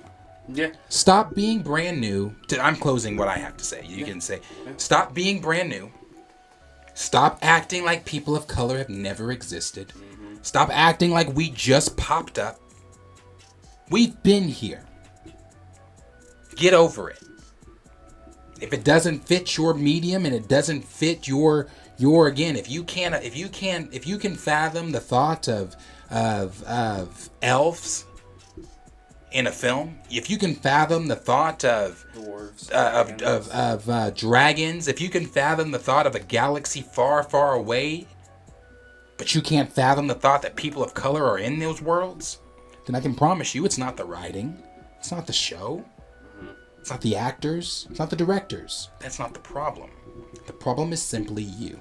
You are the problem if you cannot get past your own bigoted ways and see that this is fantasy and that these people of color do exist in them. And that's my final thought on it. I've just seen a lot of things online this week about it that have been irritating. No, so I wanted to address it. Yeah, I'll go in on my final thoughts on this too, and it's very simple. Before these shows even come out, that's one of the things that was heavily plaguing Amazon's Lord of the Rings series. They were thinking about having elves of color, right? And my thing is that if you are the kind of person that thinks that, looking at this saying, oh, there's going to be people of color in a film, I don't like that, I won't watch that, or it will take me out of the immersion, you need to check your whiteness. You need to get out a little bit, is my personal opinion, because how in the world is that at all taking you out of a fantasy immersion? The only way I would see that is if you're thinking your fantasy is all white. That's what it is. That's what it is. That's it. And the fact that like with Vespin Chloris and House of Dragon, where they gave you, because you had to fucking ask for some stupid reason, why is there a black Targaryen? They gave you a fully logical answer, and people still bitch about it because I guess in your mind, your fantasies, your fantasy worlds, it's their agendas. Their whiteness. Their agendas. And that's what kills me, right? I'm watching this show and a elf shows up and he is of tanner skin, right? I'm not gonna be like, I don't believe that. That just ruined the whole thing for me because of his, does the appearance of melanin on camera ruin a whole fucking experience for you? Because that's what I'm hearing. And it makes no sense to me. I'm not with it. And honestly, you want to sit here and talk about my biggest, and this is the last thing I'll say, about Lord of the Rings, people are, George R. R. Tolkien is not here to speak for himself, right? Died in the 70s. But you're like, oh, well, it's ruining his work, and it's it's not what he wrote. I promise you, if you've read anything about the man, he would tell you to shut the fuck up. Yep. We are taking these actors, and I'm glad that you stopped right here. Black people that join Star Wars, y'all bully them so fucking bad they need therapy. Kelly Marie Tran y'all bully them so fucking bad they want to leave. Media. They quit social media. Fuck, dude. They join any of these things. If anyone of color comes in, especially fucking Star Wars, so you can accept fucking all these aliens acting goofy as shit. You can accept the slug fucking monster that is, Jabba the Hutt. But let a black guy be on screen and everyone loses their fucking mind? I don't... The argument is your racism. It is mental gymnastics to explain that you only want to see white people on screen. Whether that is because you think white people are the only ones that can be heroes, whether you think white people are the only ones that can lead, or whether you think only white people exist, you're out of your fucking mind. I just don't get it. And I think it's just mental gymnastics and a long way to go about saying you don't care to see people of color on screen. Yeah, like Mark Oliver said, apparently we live in a world where the existence of black elves in Middle Earth is enough to make people furious. Now imagine the experience of being black on actual Earth, and tell me there isn't work to do. And I'll close it with that one, because I thought that tweet was brilliant. Imagine, not even going to get into that. You should know, educate yourselves. So, that was our final topic there, to end it on a more kind of serious note, just because that has been one of the main topics out there. It's been a slow week, and I know that D23 is really going to pick some things up, but it's been kind of a slow week, just with some things there. But what are some of the comments there? Yeah, I'm gonna hit the comments here real quick. So let's see here. So Jay Wolf said, "How is Africa the cradle of civilization by many religions? But black people didn't exist by then." There was a black samurai, but not a black knight. Right. Like, I mean, come on. Right. The irony is that the creators of many of these worlds obviously wrote them with racial undertones. Throne, Star Wars, Lord of the Rings, all about different races and species coming together. Yep. I mean, that's very true, and that's a point that I'll make real quick about like Game of Thrones, for example. You know, Martin does a very good job. One of his best written characters and the best character in the TV adaptation is Tyrion Lannister, who suffers from dwarfism. Prostitutes are these people that are in the dregs of society and going through different things and suffering from different issues are oftentimes he shows them as heroes. You know, they're really good at that. Lord of the Rings, I would say give it credit. What is it about? If you look at the basic focus, it's humans, elves, dwarves, hobbits, all of these different races that are different from each other that often do not trust or, communicate with one another, have a lot of racial bias, come together to defeat the ultimate evil. That's the point.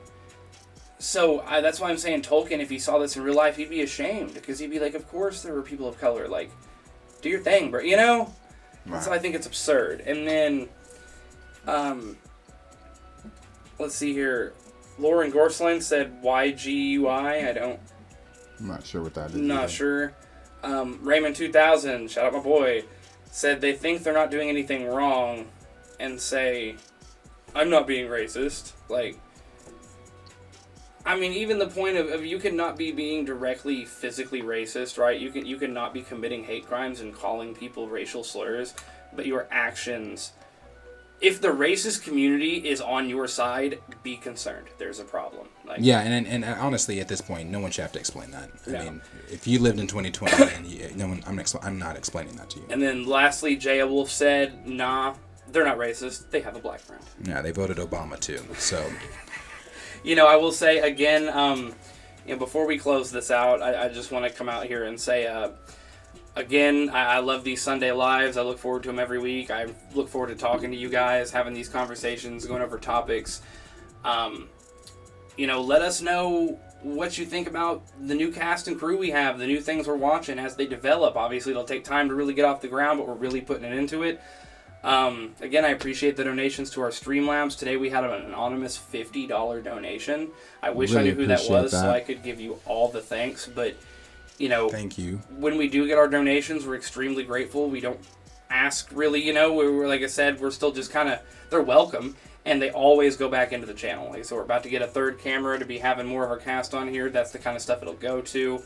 But again, we appreciate just as much you guys sharing the channel, you guys just coming here talking to us every week. It means a lot we to really us. do appreciate all the comments. You guys in the comments, Oscar's in Texas. That was Oscar that said he was in Texas. Okay.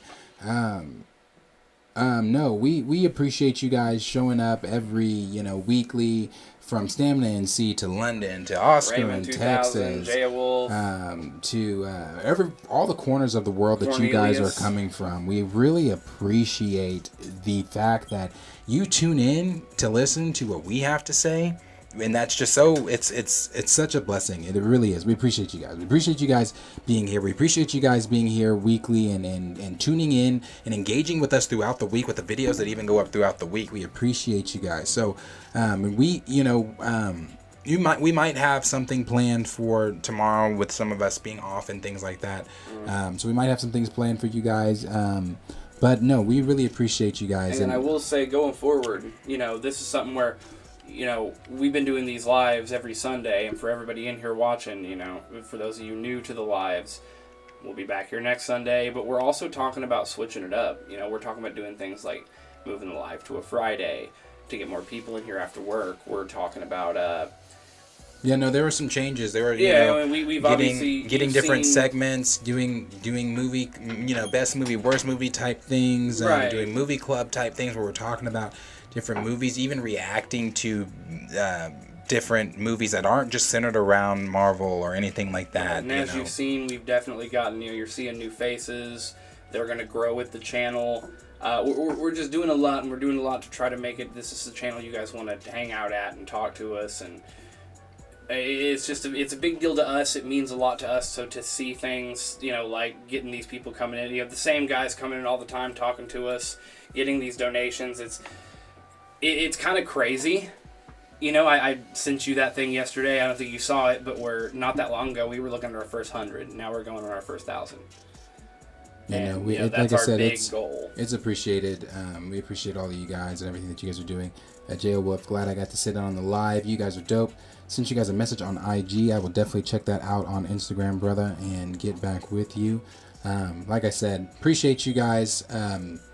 Different segments, different things coming up. We have a schedule of shows that we are about to.